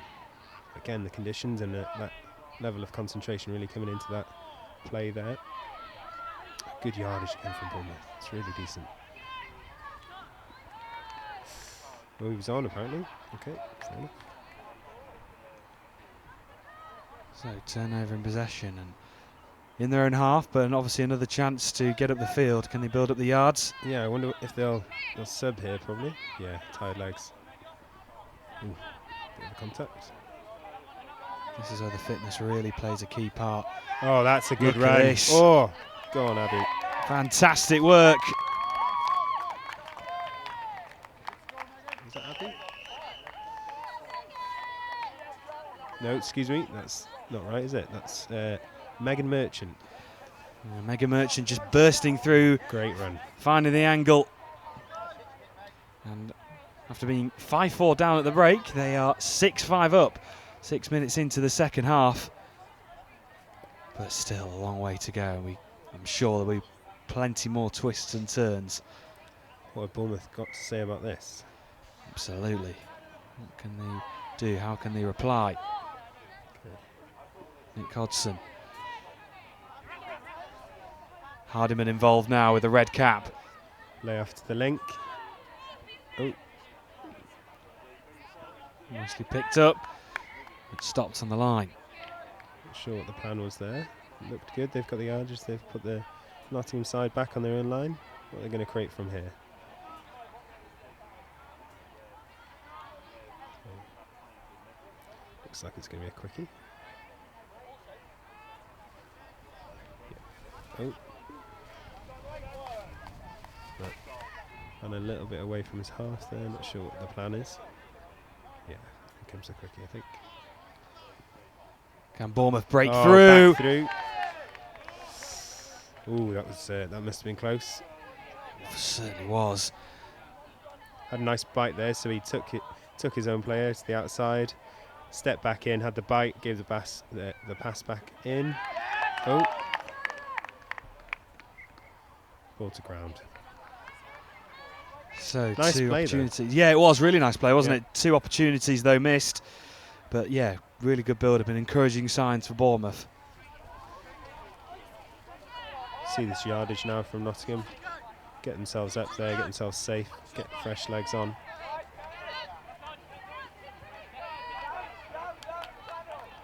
Oh, scoop time. Oh, maybe next one. Here we go. We're just waiting, aren't we? Yeah, here it comes. Step in, step out. Oh, good touch. Great touch. Yeah, there vital. we go. They've worked him out there. Someone stepped back, got ready, shot back up at him and caught him for a good getaway.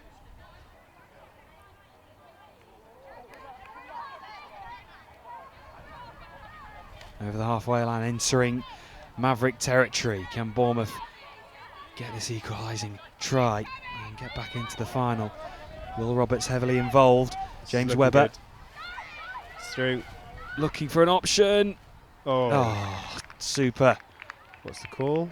Just waiting, and it is confirmed. 6 apiece. Brilliant. It was really intelligent play from James Webber. Look at all the Nottingham players crowded around the scooper as well. They blocked him out, but he just managed to get that ball through. Fantastic. 11 minutes to drop off, hopefully. Yeah, 11 minutes to go, and could we be getting a drop off? We haven't seen one thus far.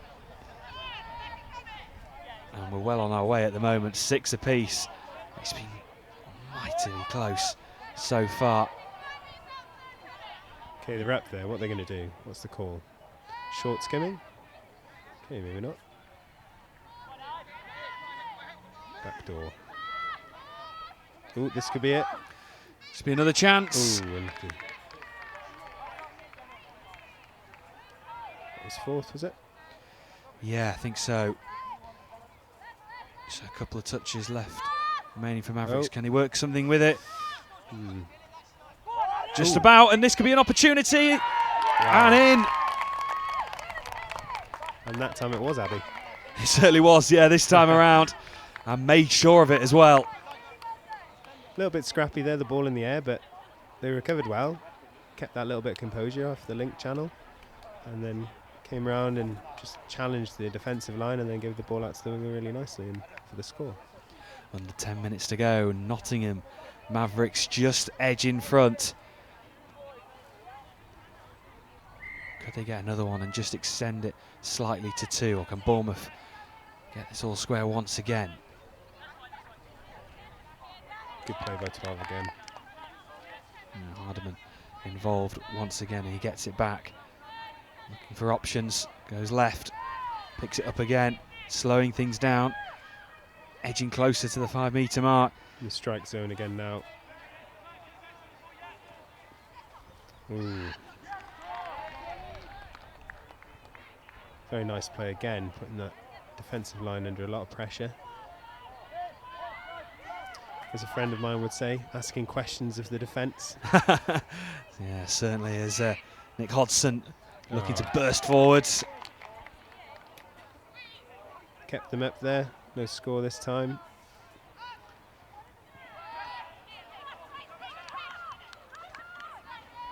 So going into the final 8.5 minutes, game management is absolutely critical at this stage. And this is where Nottingham need to, oh, there we go, just as I'm about to say it, they need to keep completing their sixes, getting the yardage up, putting Bournemouth on their own line, whereas now they've conceded yardage to Bournemouth. Bournemouth can start to build from that location on the pitch. And simply from a no-touch, he looked to initiate, but he'd already started looking at the ground, so he couldn't reach far enough for the player that was backing it away from him.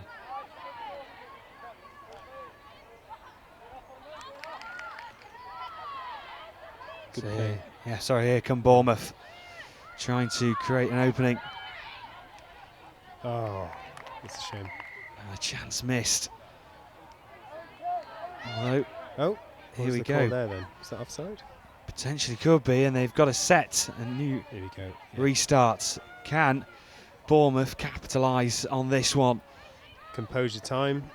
This is big concentration time. Let's manufacture a score here.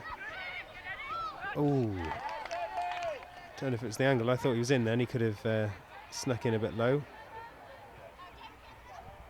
Llewellyn again. Okay, so so ML's coming. Give. Oh, new set. Really putting this Nottingham Mavericks defence under all amounts of pressure. 7 minutes to go. Nottingham can keep him out now. Might see the game away. Ooh, good footwork. Tom Hardiman back on, settling them down. He's going to set something up here. They've certainly had a lot of the ball in the last couple of minutes. Can they do anything with it? Hardiman again. Good pace coming onto the ball there by Hardiman. Good setup for him. Very clean. What does Hardiman want? Here's Webber in the centre.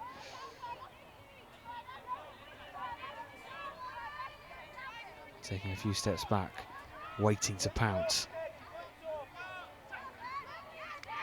Oh, good touch. Great touch. So the links come in there to help out the mids. The half wasn't readily available, so the links made a really good touch. Looking to exploit that mid channel, trying to separate them, try and get someone in at their feet. Unlucky. Good defence from Nottingham. They've really they've locked it down. They're coming out well. They're working really well as a unit. Looks like it's good communication there. They each know what one another are doing. Good pre-touch position. One of the players is dropping backwards in advance, and then he's coming up to stop the. Oh, excellent! Well, they've survived that storm from Bournemouth, and now can the Nottingham Mavericks make their way up the pitch? Look at that as well. Great, error-free. New players on, fresh legs. Those guys, great defensive shift. Here we go again. Superb. Looking to go through the centre, looking to drive on. Is the space opening up? Oh, could this be it? This is looking like. Nice one, Abby. And Great it stuff. is. Abigail Walters. Fantastic. And is that the try that could seal this championship final? Great organisation there. Solid in defence. great communication on the line. They looked like they were in complete control all the time. Fair play to Bournemouth, they moved them around. Nottingham weren't shifting, kept them out, and then they drove really cleanly up the field and got those new players on and then created the opportunity. Must be demoralising after all that work and pressure that Bournemouth put on, and then straight up at the other end, Mavericks go and get a point. Yeah, I mean, I'm sure Bournemouth, they're made of tough stuff. It's just they haven't quite unlocked that Nottingham defence on that occasion. But probably Nottingham awarded this one with a bit more momentum going into there. I think off the static plays, Nottingham found it a bit easier to hold them out. Excellent score back from Bournemouth. Good reply. Yeah, fantastic response from Bournemouth and reduces that deficit to 1 again. Harding was the key again there, wasn't he? I think when he was standing at link earlier with the static plays, they didn't quite move the mids around enough, so they didn't get separation between the mids in order to try and plug one of those holes. And as soon as he's come onto that at pace, he's able to plug that gap and take him on the outside. So Nottingham Mavericks just have to think about how they're going to play this. A point in front, 3.5 to go. Look for the score, but key is just to make sure that they pin Bournemouth back as far as they can to hit home that advantage. So Bournemouth have to work as hard as possible. Touch made there. And there's that man, Oliver Brassington, looking to drive through. That's right. Here we go. It's into 3 minutes to go mark. Pick up. Oh. Ball to ground. 3 minutes, Bournemouth bring us the drop off. It would be some drama, wouldn't it, if they can do it. I haven't seen one yet on pitch number 1. Are we going to see our first of the weekend? Bit sloppy. Was that? They're going to let that go? No. There it is. Key moment of composure.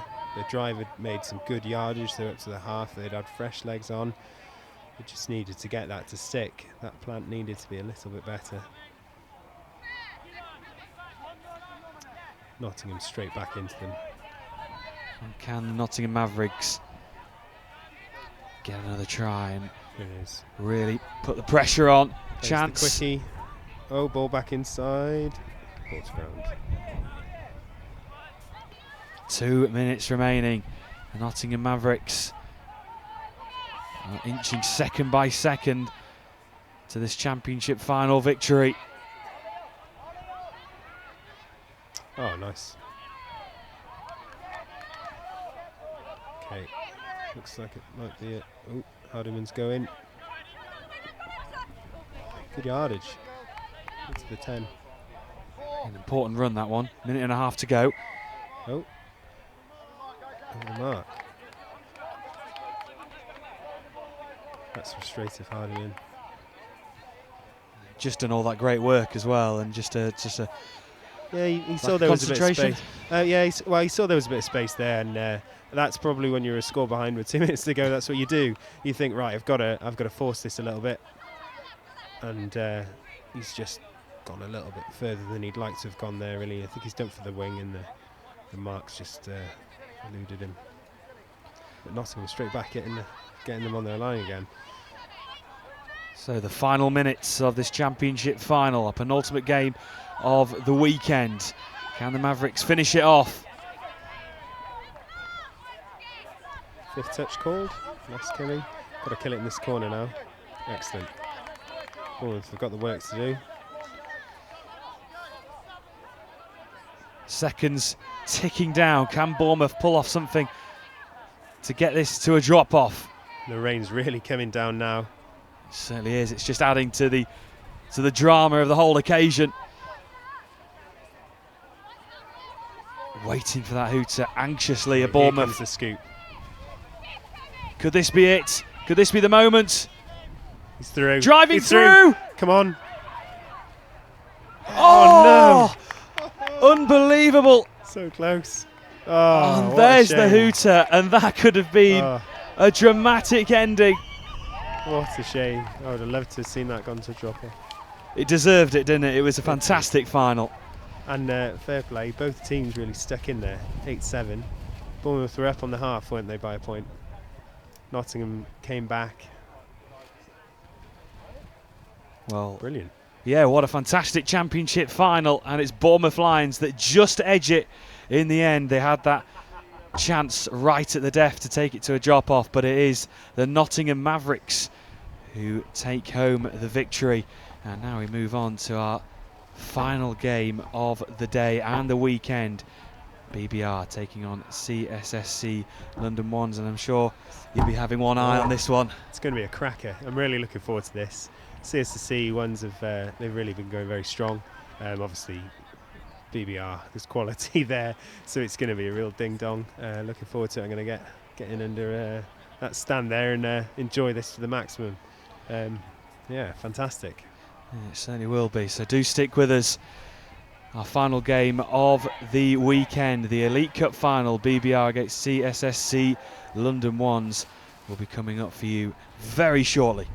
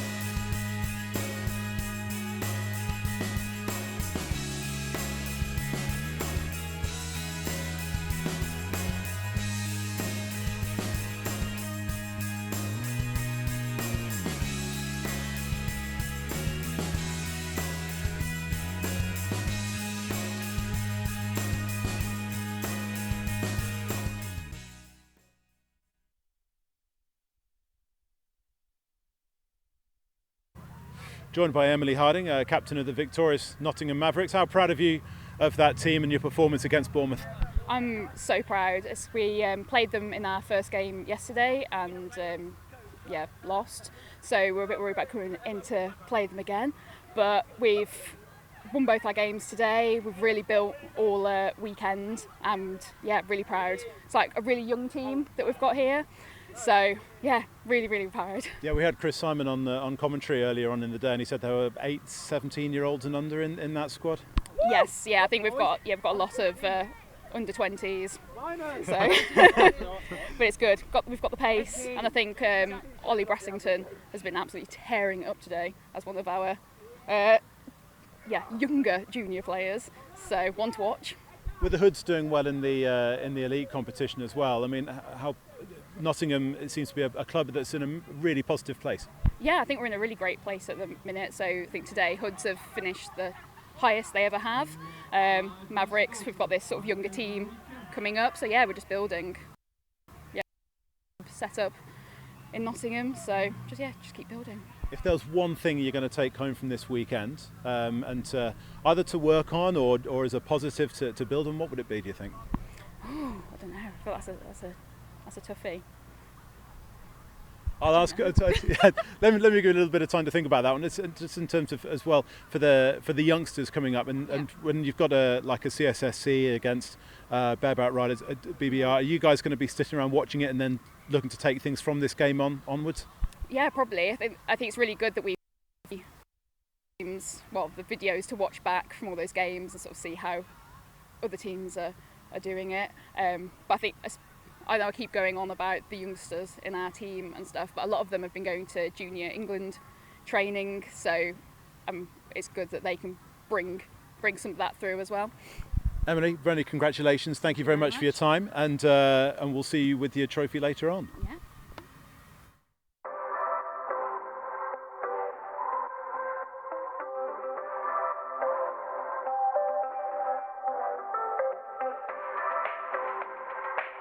Touch is a minimum contact sport where the aim is to score more touchdowns than your opposition.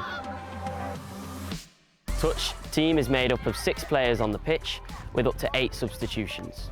Those 8 substitutions can roll on the pitch at any time. Touch can be made of mixed teams or single gender teams. In a mixed team, there is a minimum of 1 man and a maximum of 3 men on the pitch at any one time. At an international level, touch games are made up of 2 20-minute halves. Half time, girls. But at all levels, you can have varying different half lengths and periods of time.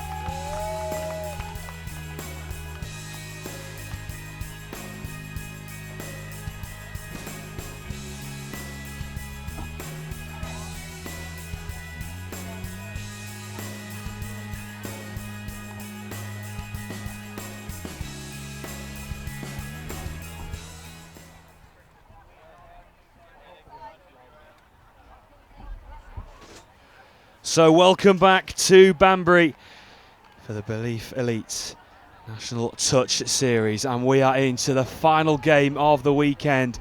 It all comes down to this, the Elite Cup final. It's bareback riders against CSSC London Ones. And we are underway in the final, and I'm delighted to say, to guide us through this, I'm joined with Steve Barry from London Galaxy Steve, looking forward to this one. Absolutely. Who's your money on there, Brad? Well, we've been talking just before off air, and I'm thinking BBR are going to do this, but CSSC looks very impressive earlier on in the day. And it'd be interesting to see who comes out on top as CSSC look to come forward over the 10 metres, looking to go direct. I tell you what, if you're going to come out on top in a final, an intercept on touch number 2 is the way to go. And Henry is in. And what a start. CSSC London Ones inside 40 seconds. A brilliant, mazy, dinking run through the centre. I tell you what, no matter what the sport is, there's absolutely no substitute for speed, and he was quicker than a one-armed brick builder in Baghdad, I believe is the saying. Henry Stratford, he's got those dancing feet, but my God, can he shift. Certainly did on that occasion, and what a start to the final. BBR, the current champions, looking to retain the title and put under pressure in the early stages. Revel in the heart of things once again. A red cap, you can't miss it. Gareth Revel, number 21, the Wales Mixed Open International, always in the heart of everything that BBR do. Mimshek looking to go long. Is that Gareth Revel just down? This could be huge for the game. Hopefully he's all right. Hopefully it's just a little knock. She's just stood on him. Something like that. But if he goes down, that's a huge deciding. I think he'd be all right. He's out his nails. He's Welsh. Yeah, he's certainly a real dominant force in the middle for BBR. And they don't want to lose him in one of the biggest, well, the biggest game of the weekend. Looking to start from the back again. CSSC London, full of energy and momentum. And looking to drive on. You're looking at two of CSSC, I don't know how you say that so many times so eloquently. CSSC's key players there, Tommy Hall and Henry Stratford, two absolute speed machines. We were talking off air, Steve, about the engine that Tom Hall has, and that might actually prove so vital in the final game of the weekend when the energy levels might be dipping slightly later on. He's a real traditional energizer bunny. So he has Duracell batteries, the expensive ones that you pay twice the cost for, but they last forever. There's a metaphor for you that I didn't think I'd get out. Henry Stratford looking to make the touch. Can they reply? Oh, what a pass! And a reply from BBR in the corner. And having a look at this again. It was superb play. Lewis Burns. Tell you what, it's Burns night tonight with passes like that. And he's lit the pitch on fire. What an absolute long ball. There's nothing you can do about that. As a defence, you kind of have to just go, if he's thrown the ball 40 metres and beaten us, fair enough. Yeah, it was Zoe Eaton finishing off the job in the corner. I should be eating meat pies like that all day, Brad, if she gets passes swinging out. Here comes a sweeper. Nice setup. Can they find the angle? Just having to retreat a couple of steps, build it back once again. Here's George Miller, who was in the commentary box earlier. Been waiting past couple of hours for this final. In they come once again. And the touch. Chris Wall, a key player in the CSSC side. And here he comes once again. Miller to the right. And the turnover in possession, and they survive that storm. Unfortunately, it wasn't Wally there. No, it was Miller time on that one. And Miller comes out on top.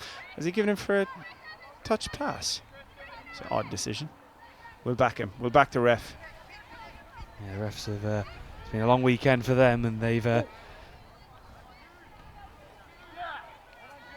Sorry, Brad, I get too excited while the game is going on. Gareth Revel's fine. He was faking it. He was trying to milk a penalty.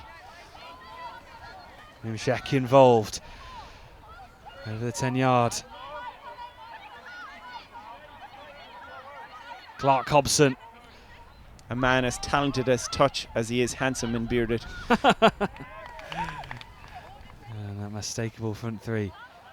Hobson Mimshek and Revel in the thick of things, but a turnover, and now here comes George Miller looking to make up the yards, looking to eat up the distance. So you look, they've brought their big guns back on again. That's Tom Hall out to Henry Stratford. Pace to Byrne between the two of them. And speaking of that pace, here we go. The Stratford Express is off, and it's found a home, and it's try time. It certainly is. And CSSC London reply. And it was a well-worked move. And You just Southgate there, sorry to finish it off. You just can't beat pace. He's gone up against a 75-time capped men's open international superstar in Ryan Mimchek and just said, see you later, here's the back of my boots. And there's nothing you can really do with pace, unfortunately.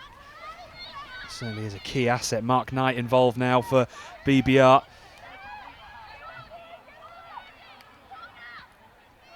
Charlie Brett as well. Here's Burns diving forward. And gives it. And Burns involved once again. Single-handedly carrying the BBR team at the minute. Can you feel the burn? Here he goes. Little counties. Steps has them in all kinds of trouble. Steps the other way and gets underneath. It's a wonderful dive to finish it off. It certainly was. And are we in for a bit of a classic here? 2 apiece after 6.5 minutes in this Elite Cup final. Here come CSSC once again driving forward. Oh, you hate to see it. Got too excited. Dropped the goodies. You really do. And here come BBR once again. And to drive forward, eating up the yards. Gareth Revel now back on. The key man in this BBR side. The linchpin. And here comes Hobson. Slowing things down a bit. Hobson and Mimchek sounds like an 80s detective show, doesn't it? It certainly does. And they're working together nicely. Did Hobson get it down? He certainly did. And they work together nicely. Mimshek and Hobson. Good honesty from the CSSC player just to say I didn't get him. And I think the covering touch by Chris Wall, the ref, just said the ball was down just before that touch came in. So Mimchek and Hobson again with the try for BBR. And here they come, CSSC London once again. Andrew Dyer in the thick of things. Michaels, the white cap on. Here's Dyer. Back out. Dyer again, trying to push through, trying to create the opportunity. Building it up once again, looking out wide. Diving in!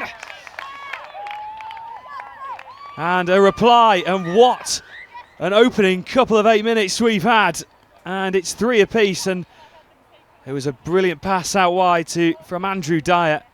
And what a response. That's an absolute coach's dream of a touchdown there. They tried the sweeper, took them on the short side, conditioned the defence next time it came, tried the sweeper, passed it back, quick hands, and a wonderful finish in the corner. Certainly was. And BBR looking to get things back underway quickly. Here's Charlie Brett. Part 1 of the duo of Brett and Burns. Brett and Burns, the arch nemesis of Mimchek and Hobson. There's Burns again, the little bump around. Oh, we've seen that already, and it's a repeat episode, a bonus episode repeated on Dave at 8 o'clock on a Thursday. But the Burns and Brett show, and Burns with that beautiful right to left, and it's thank you very much. We'll have the touchdown. Zoe Eaton plays a role in the cast. Didn't make a mess of that one. There was no Eaton mess. She just grabbed it, slammed it down, and said, "We'll go back in front. Thank you very much." And the jokes will get worse from here on in. I can warn you, Brad. Half an hour still to go. But what a game it's been. Absolutely brilliant end-to-end stuff. And here come CSSC once again. Miller in the thick of things. Looking to create the angle. Looking to go out wide once again. And the turnover in possession. And here we go. Part 1 of that Scottish duo trying to break forward. Burns coming through. Oh, and a bit of a mistake here. at the back, miscommunication. What a chance this is for CSSC London. Although taking their time. Oh my goodness. Well, an extraordinary couple of seconds and a turnover once again. That will not make the highlights of this game, that 10-second period there. Nobody wants the ball. Gareth Revel coming forward. Hobson lays it off. Breaking forward with pace. Revel back in with Ryan Mimshek. Hobson.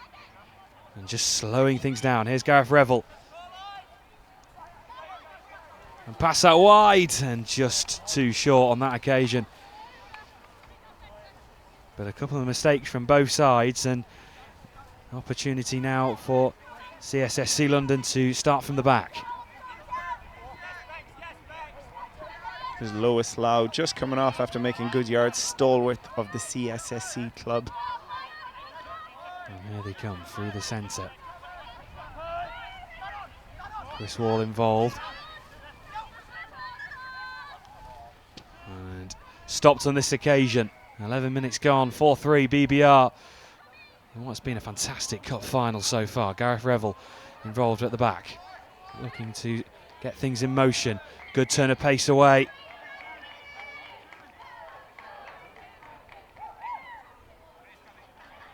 Here we go, it's Scottish time again.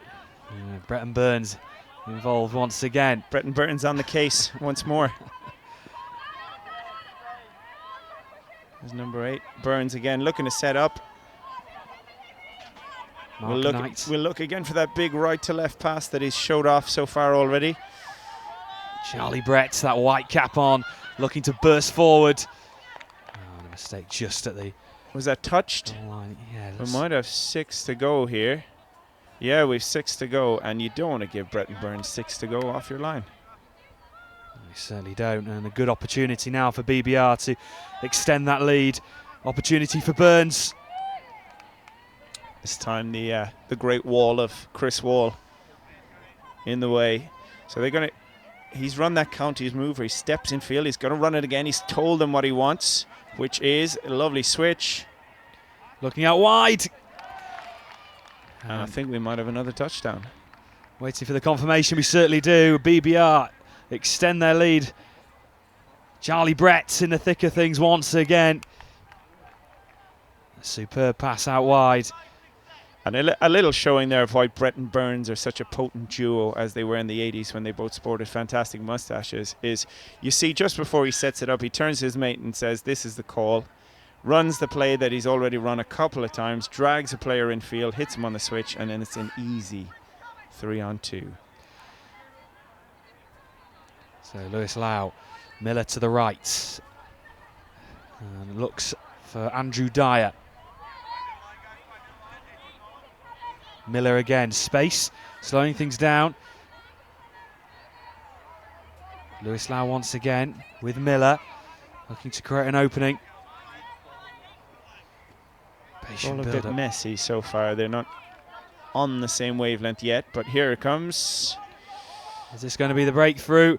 Ooh. Looking out wide and over the top. I think he thought he had a 6-foot Swedish model on the winger there, and he's thrown it to the more diminutive, but equally as wonderful winger. But unfortunately, a terrible pass. Call it like it is, Brad. It's a shocking pass. Well, George Miller was with us in the studio earlier. I don't want to disparage his good name. No, he was putting in a good performance in the CoComs and putting in a good performance in the semi-final as well. But here come BBR looking to build things up again. Ryan Mimshek involved once again, looking out wide. Oh, you hate to see it. Lovely left to right. The winger's got to catch that and finish it. That's what they're paid the big bucks for. Lewis Lau looking for Michaels. Now with Andrew Dyer making up the yards over the halfway line. Going more centrally now. Tom Hall, Mr. Engine in the middle. Oh, and poor pass and turnover in possession.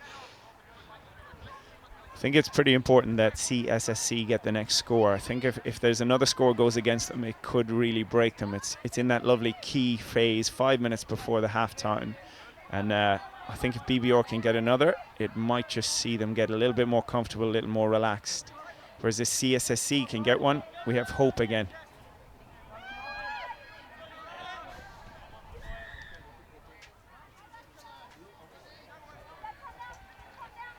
So under 5 minutes to go, and like you said, really critical part of the game, isn't it? You don't want to be conceding too many points before the half-time break.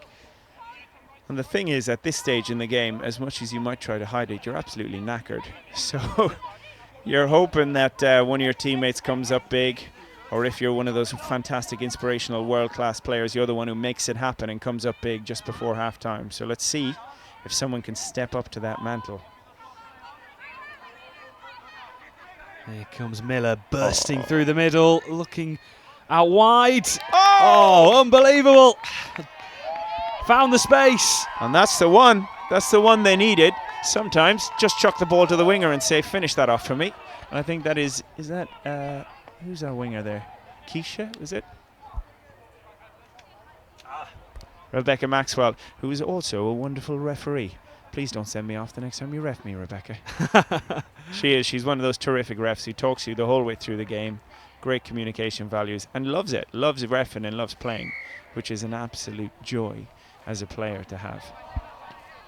And here come BBR once again in what's been an absolutely fascinating, thrilling, tense final so far. Gareth Revel involved once again. Hobson now backing away, going in again. Here's Revel building up once again. So many great names. Hobson and Revel.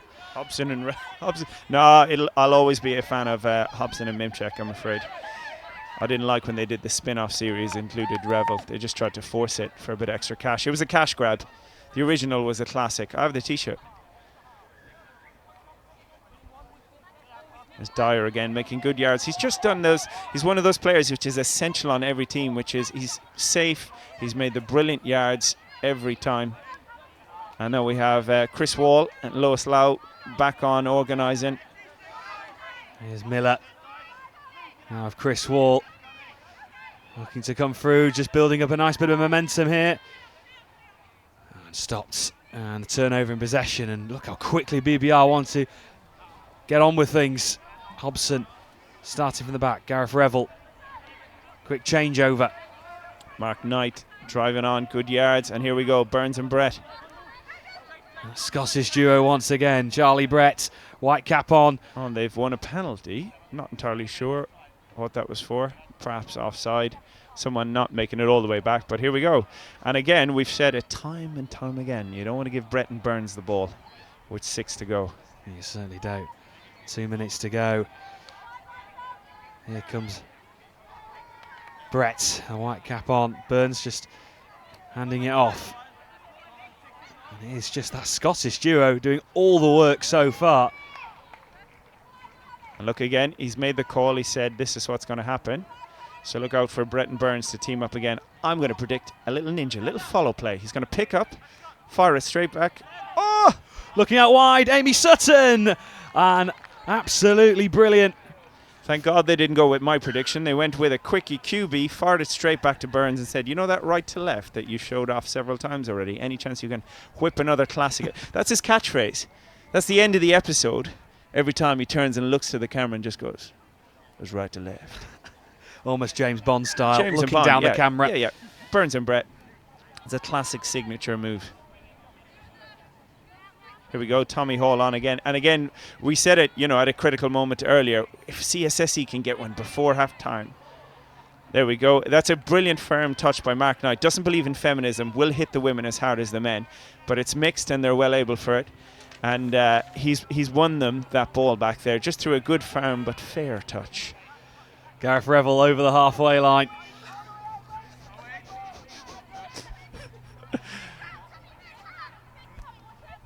Here we go, Mimchek and Hobson. Hobson and Mimchek. Look at this, building up again. Hobson looking out wide. And tell you what, that one looks majestic on camera. He'll put that on his YouTube highlights, but he'll cut out the bit where it went straight to the ground. We'll edit that one for him. Here we go, last play of the half. Hooter sounds. And there goes the half-time whistle in what's been a fantastic final. What a The half. Elite, absolutely brilliant. The Elite Cup final. BBR leading by 6 points to 4. Absolutely sensational stuff. Well, if for the first half is anything like the second, we're in for an absolute. You mean if the second half's anything like the first? You've Yeah. had 17 matches in a row. It's been a long weekend, Steve. It's been a long weekend. Oh, you're doing an incredible job, Brad, and I'm just glad to be here beside you learning from the master. Oh, absolute pleasure as always, and we head into the half-time break, and BBR leading by 6 points to 4. We'll just have a quick coffee break, get a bit of caffeine in for the last 20 minutes. Have you got a Clarkin? Oh no, that's his first name, Clark Hobson. Have you got a Hobson and Mimcheck mug for your coffee? That'd be quite nice, wouldn't it? I think Bretton Burns merchandise. I think Yeah, we could be available at the tent. We'll be selling them 10 quid each. Thank you. All profits go to us. Mugs, banners, and the lot. So half time, BBR 6, CSSC London 4.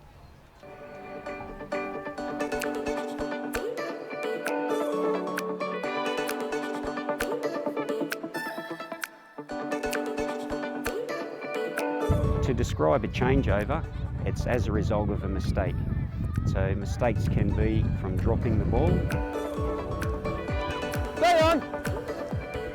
Ball's down. Just the ball down, Bill. When the play has gone over the sideline or beyond the dead ball line. That's 27. Good.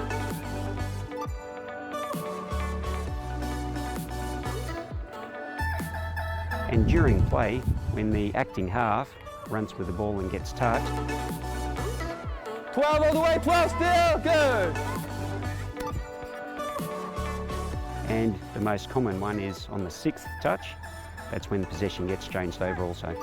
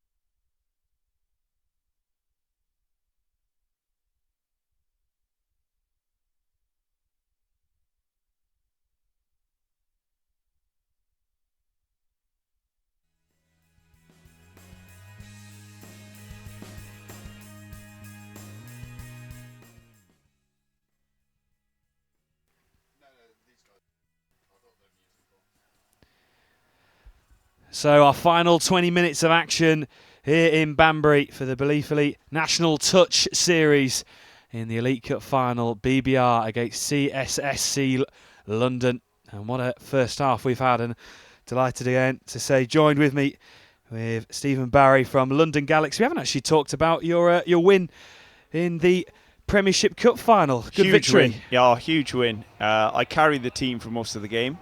But to be fair, you know, they were there as well to pass me the ball, so that's important. Touch is a 6-man game, so it's important that all 5 people pass to, you know, your star player. I'm only joking, but that there is a guy, I'll give him a shout out. There's a guy called Camille Shabahabadabdihin, who is one of the most, I didn't pronounce his name right, but he won't care.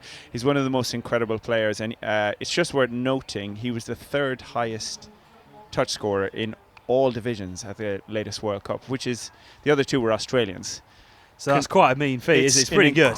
Yeah, their team I think came, it might have been 6th, please don't correct me if I'm wrong on that one. I think they came 6th, losing to Wales in the 5th-6th playoff.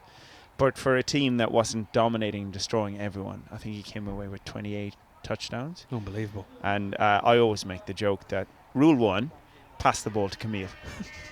And it works. So here we go. Second half, CSSC London get us underway. Miller looking to make up the yards straight away. And look at the pace already of this second half. Meaning business. What can they do? Chris Wall looking to break down the BBR wall. And you talk about pace. I think that is CSSC's best chance of winning this one. It's just... give it!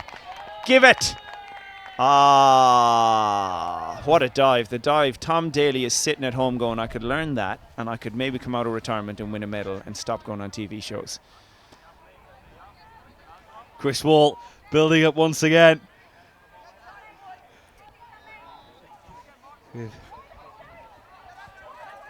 Runs the counties. Looking to go wide. Oh, not on that occasion. Keisha Raymond Blythe on the left-hand side. Here's Miller. Terrific name, isn't it? Keisha Raymond Blythe. Superb name. Sounds like a landowner. Sounds like she has a nice house and has afternoon tea. And looking to build up once again. Wall in the middle of things. Miller and Wall. Is that another duo? No, stop trying to force it. We'll stick with Miller time. That's a classic. Here we go. Burns and Brett driving up again. God damn it, Burns, you're a renegade, but I love what you do. You get the job done. That's their captain in this 80s cop show, which we've created for them. And here they come. Oh, Brett on the switch Burns. to Burns. Oh. The left. Oh, good. Touchline. Oh. I tell you what. Everything up to that was magic, but unfortunately she decided to play her own game outside the confines of the allocated pitch, which is not allowed. Zoe Eaton looking for a second. I swear Zoe Eaton's had a couple already. That might have been her looking for... Was that maybe a hat-trick? Yeah, maybe. Yeah. She's certainly been influential in that first half, for sure.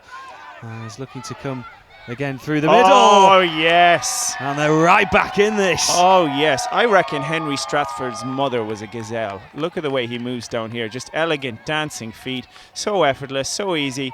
I'm just going to turn inside. Lovely pass. That's magic. Nicholas Southgate. The gates opened for him there. I hope they Very were good. running south in that one. And Southgate went straight through. Oh, goodness. It's been a long weekend. Right, Hobson and Mimchek. This is what I've been waiting for. Can they power through? Just waiting in the wings. Here is Hobson. Mimchek. Gareth Revel to the left. He gets it now. Mimchek again. Hobson. Nice layoff. Back with Hobson. Cuts inside. Oh, it was brilliant play and equally good defence. In fairness, they had them scrambling for all numbers.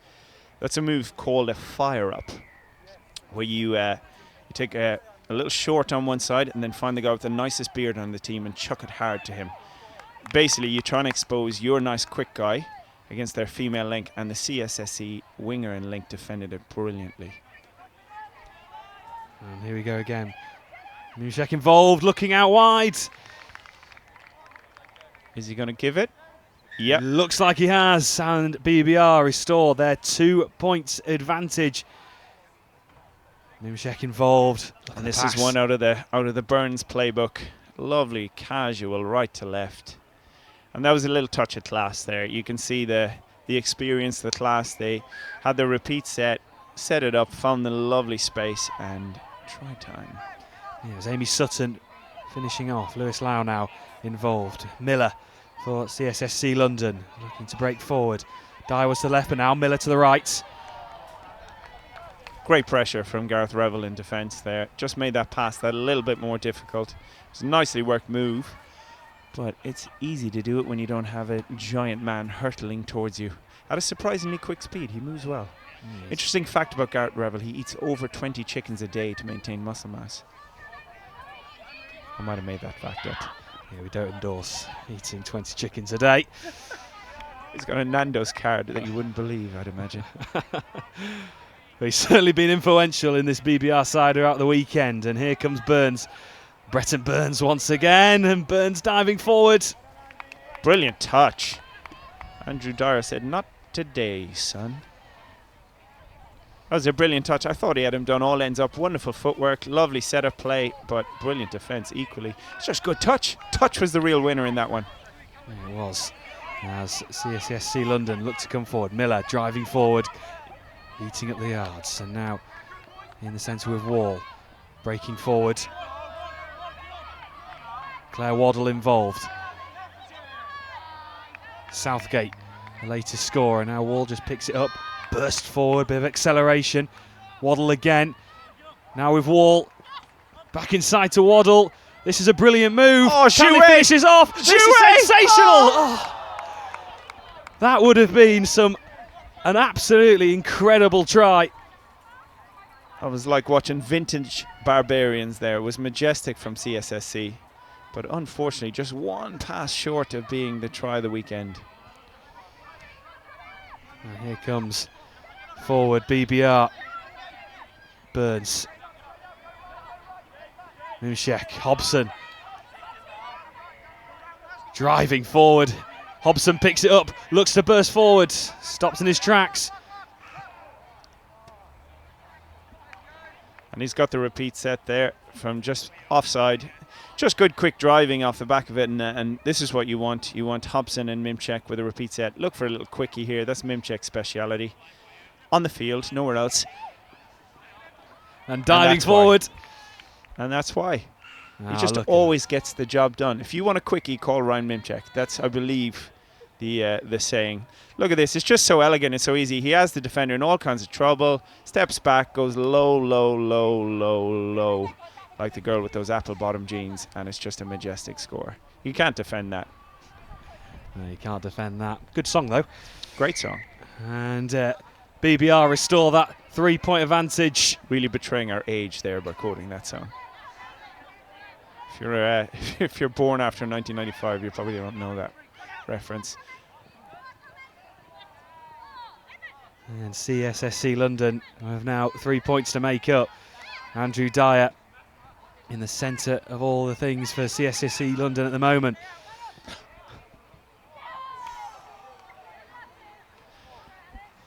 Touch made. I tell you what, as a neutral, I want CSSC to get another one, maybe another two, just to because I feel if BBR get another one, that might be curtains, drapes, blinds, whatever you want to say. Game done and dusted.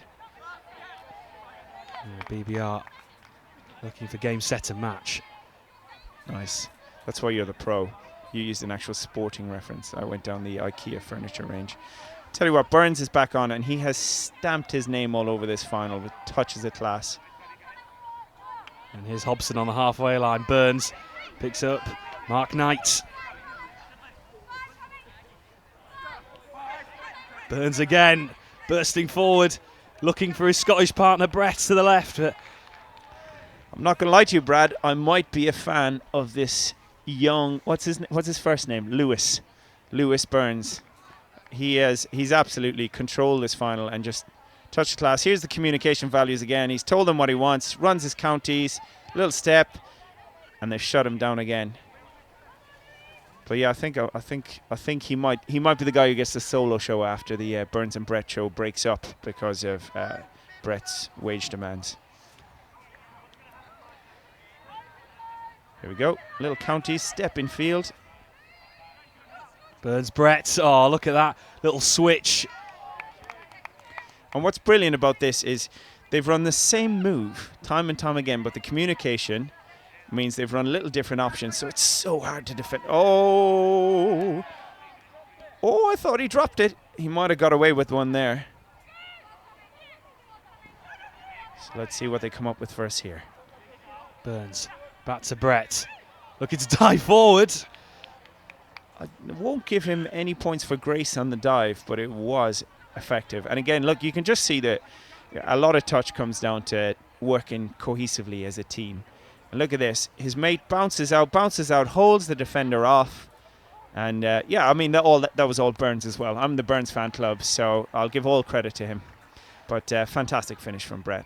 Well, maybe no points for the dive, but points on the scoreboard for BBR. 4-point gap emerging now. And lots of work for CSSC London to do. Chris Wall, what can he do? Can he be influential in this last 10 minutes? And I believe the sun is just peeking out now. Just about to say, the Costa del Oxford has made a showing. And trying to break through. Not on this occasion, though.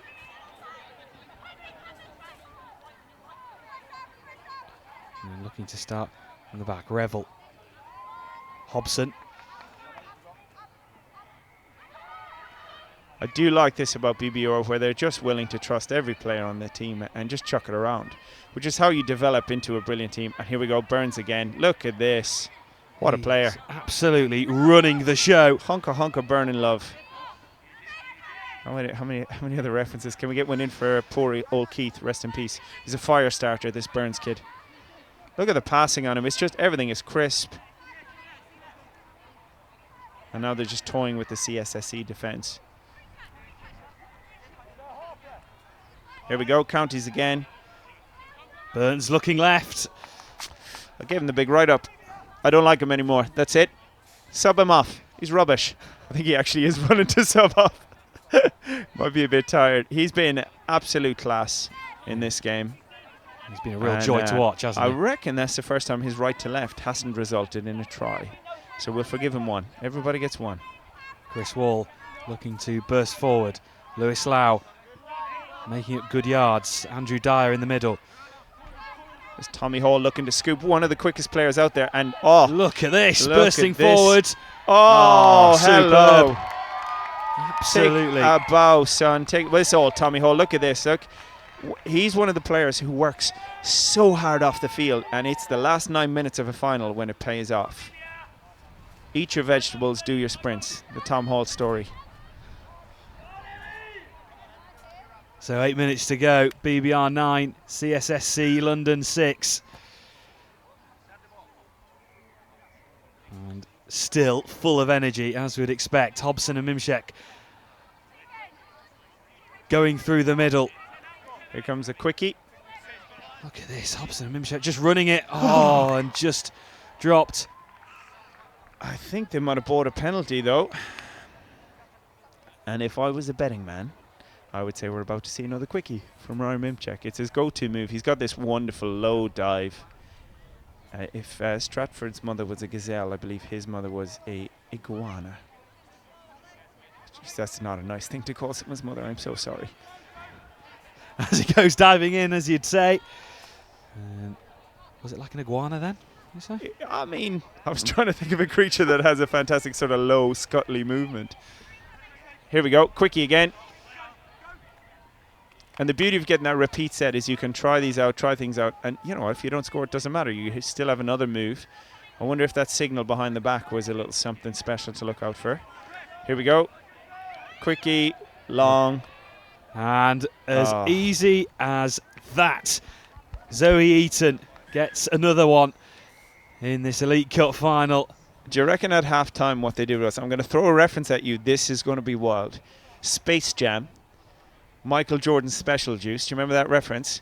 I think what happened was Burns gave that, but he had that before the game, but Mimchek stole it at half-time, had a couple of swings, because he's thrown 2 or 3 right to lefts now for perfection for tries, and Burns has gone to rubbish.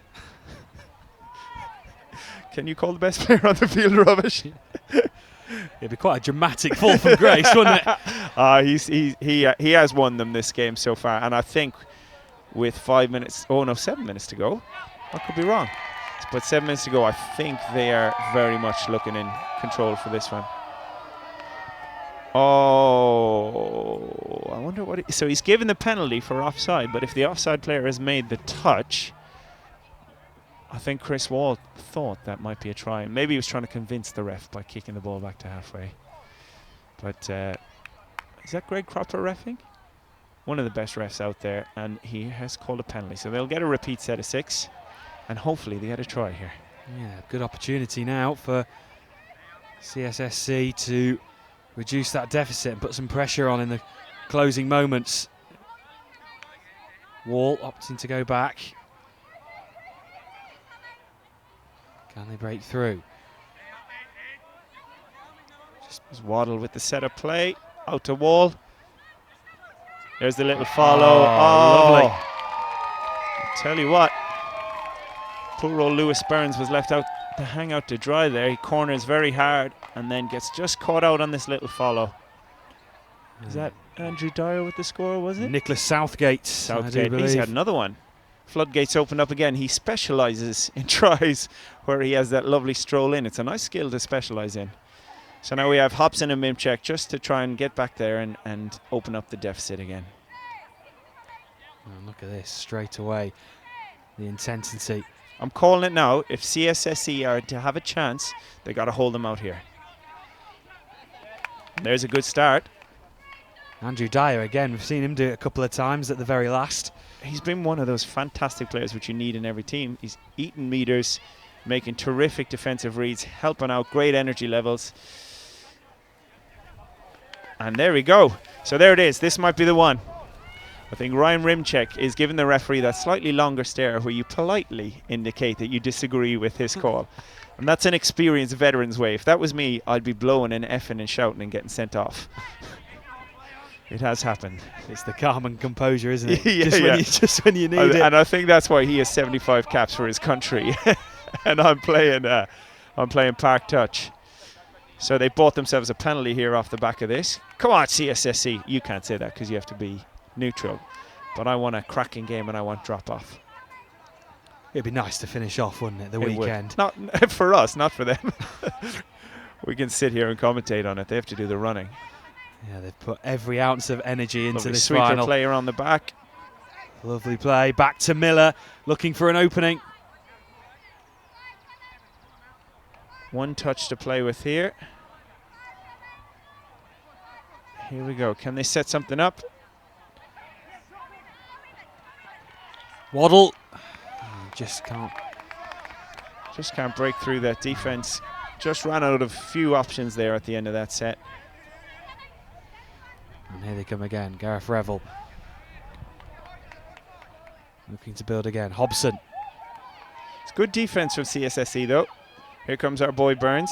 Caught this time. Brett and Burns linking up again. Back with Brett. And Burns trying to burst through. Oh, that was the patented Brett baton. But unfortunately doesn't go to hand on this occasion. The Burns Brett baton.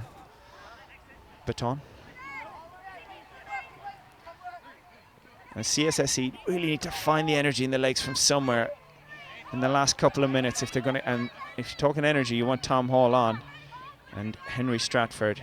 They need a score here. They certainly do. Tom Hall looking to try and create an opportunity. And here they come. That's 6 to go. I thought that might have been 6 to go, but no, he's calling touch and pass, and I think that might be it, unfortunately. So we'll have to try and make some stuff up to make the last couple of minutes exciting. Here we go, Mark Knight onto Brett. Lovely footwork. Oh, Burns. That pass would be at home in the NFL, but they've gotten away with it. Look at this, lovely ball movement. It's just really elegant to watch, isn't it? Burns in the centre of it again. Mark Knight back with Burns. Knight with Burns now. Burns, Knight, Knight, Burns, Burns, Knight. It's so quick. It's wonderful, isn't it? It's and look at this lovely now. to This watch. is experience. We've got a repeat set. There's a couple of minutes left. Let's just take our time. Just over a minute to go. Right, boys, a minute left. Try something mad for us. Finish off good. Here's the county. Step back inside. Left foot step. Long pass. Fantastic. I reckon he can hear me, you know. I think they were just crying out for that try, weren't they? And Amy Sutton finishes the job off. Oh, it's wonderful. You know what? Touch is an easy game when you've got a brilliant step and an unbelievable long ball and are fit and young. It's a lot harder when you're not all those things, but I would imagine you'll agree with me, Brad. He has stamped his name all over this final, young Lewis Burns. He certainly is, and if we could give a man of the match, I think Burns would be the answer. Person of the match, please. Could have been a female. Yes, of course, yeah, person of the match. Correct yourself there, Brad. Here we go. See, I tell you what, he did not finish his rice dinner last night.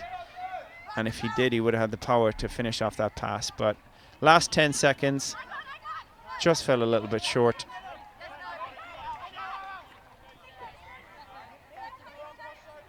and we're just seeing it out, and the horn blows, and that is full time. BBR win the Elite Cup final by 11 points to 7. It has been a fantastic game, a really high intensity, free flowing match, and it's BBR who come out on top. And I think there's one man in particular, Steve, you'd like to mention. Yeah, I think my performance earlier in the championship final was outstanding. It was almost, and I've had this said to me, it was almost Lewis Burns-esque in its quality. No, I think we can all agree he had a terrific game there. They worked. This is the thing that's so wonderful about touch. It's cohesive. If we think about it, Amy Eaton, it looks easy, but she's got to be in the right place. She's got to catch it. She's got to be in the perfect position, and for Lewis Burns, he's got his mate Brett beside him, helping him out, sorting things out, and then he can just chuck those passes in the confidence of knowing that Amy Eaton ain't dropping nothing. You can allow her to babysit your newborn infant. She will not drop them. And yeah, you had a terrific game. It certainly was. Well, Stephen Barry, thank you very much for your company. Been my absolute pleasure. I think it would be remiss of us not to mention how wonderful a tournament that CSSC team had, because they did push BBR pretty hard there, and this is a BBR team that has demolished the best teams in Europe. So I think they will be massively proud of their weekend and massively proud of their effort. Great words there as CCS League London finish off the weekend, and we finish off the weekend as well in the Elite Cup final. It's a win for BBR. We will be talking to one of the BBR squads, getting a few words from the winning side very shortly, and we look towards the end of what has been a fantastic weekend here in Banbury. Steve, I'm sure you, of course, you take away a medal. Do you get a medal for the? I'm not sure, but I take away the pride and yeah, the knowledge that you know what, you take away the weekend of touch. That's what it is. It doesn't really matter for me anyway about winning medals and winning that. It was just a fantastic weekend, and I'm sure the head honchos at England Touch will want us to say, if you want to get involved, if you enjoyed watching this, if you're sat at home and you think, I would quite like to do that, I'd quite like to meet some lovely new people, I would get yourself involved. England Touch. Look it up. Absolutely, yeah. It's been a fantastic weekend, and if you have been watching throughout and think you want to get involved, head over to England Touch. And surprise, surprise, we're going to interview the most handsome man with the best beard. Clark Hobson. We talked about him all game. You know, he's got his TV show coming out. He's got a Netflix special, I believe.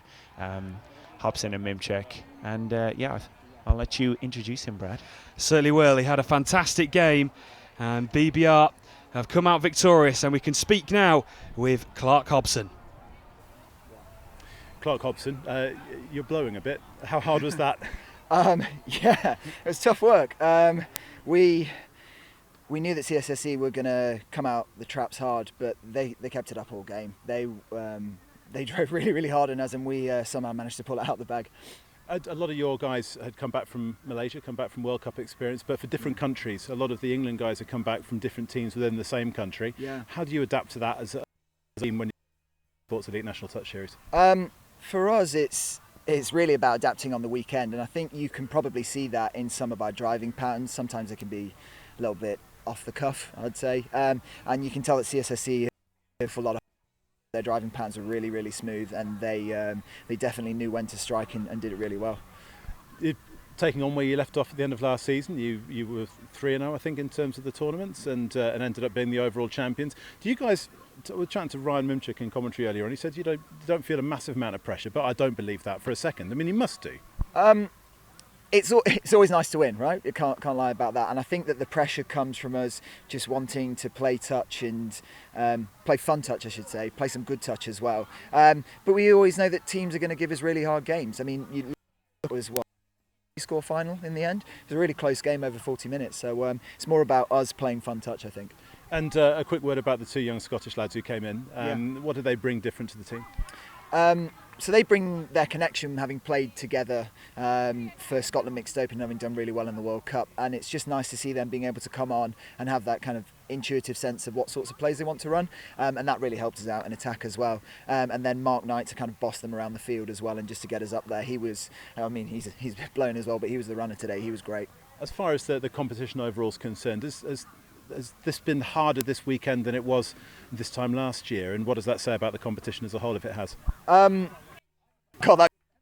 But I can absolutely tell it has been a really hard weekend. And first weekend, the NTS, everybody's getting a feel for other teams, getting a feel for themselves, and the standard does keep going up every year. I mean, look at CSSC, that was their first final, and they absolutely deserved to be there. They were fantastic the whole weekend, and they pushed us really close. Clark, well done, congratulations. Stick around and get your trophy and have a well-deserved beverage afterwards, because you all look like you need it. Yeah, a soft beverage, maybe a lemonade for some sugar, something like that. So yeah, cheers, Chris. Thanks ever so much. Well, those are the words of Clark Hobson from BBR, who have run out winners in the Elite Cup final. Well, what a fantastic weekend we've had here in Banbury for the Belief Elite National Touch Series. This is only round one.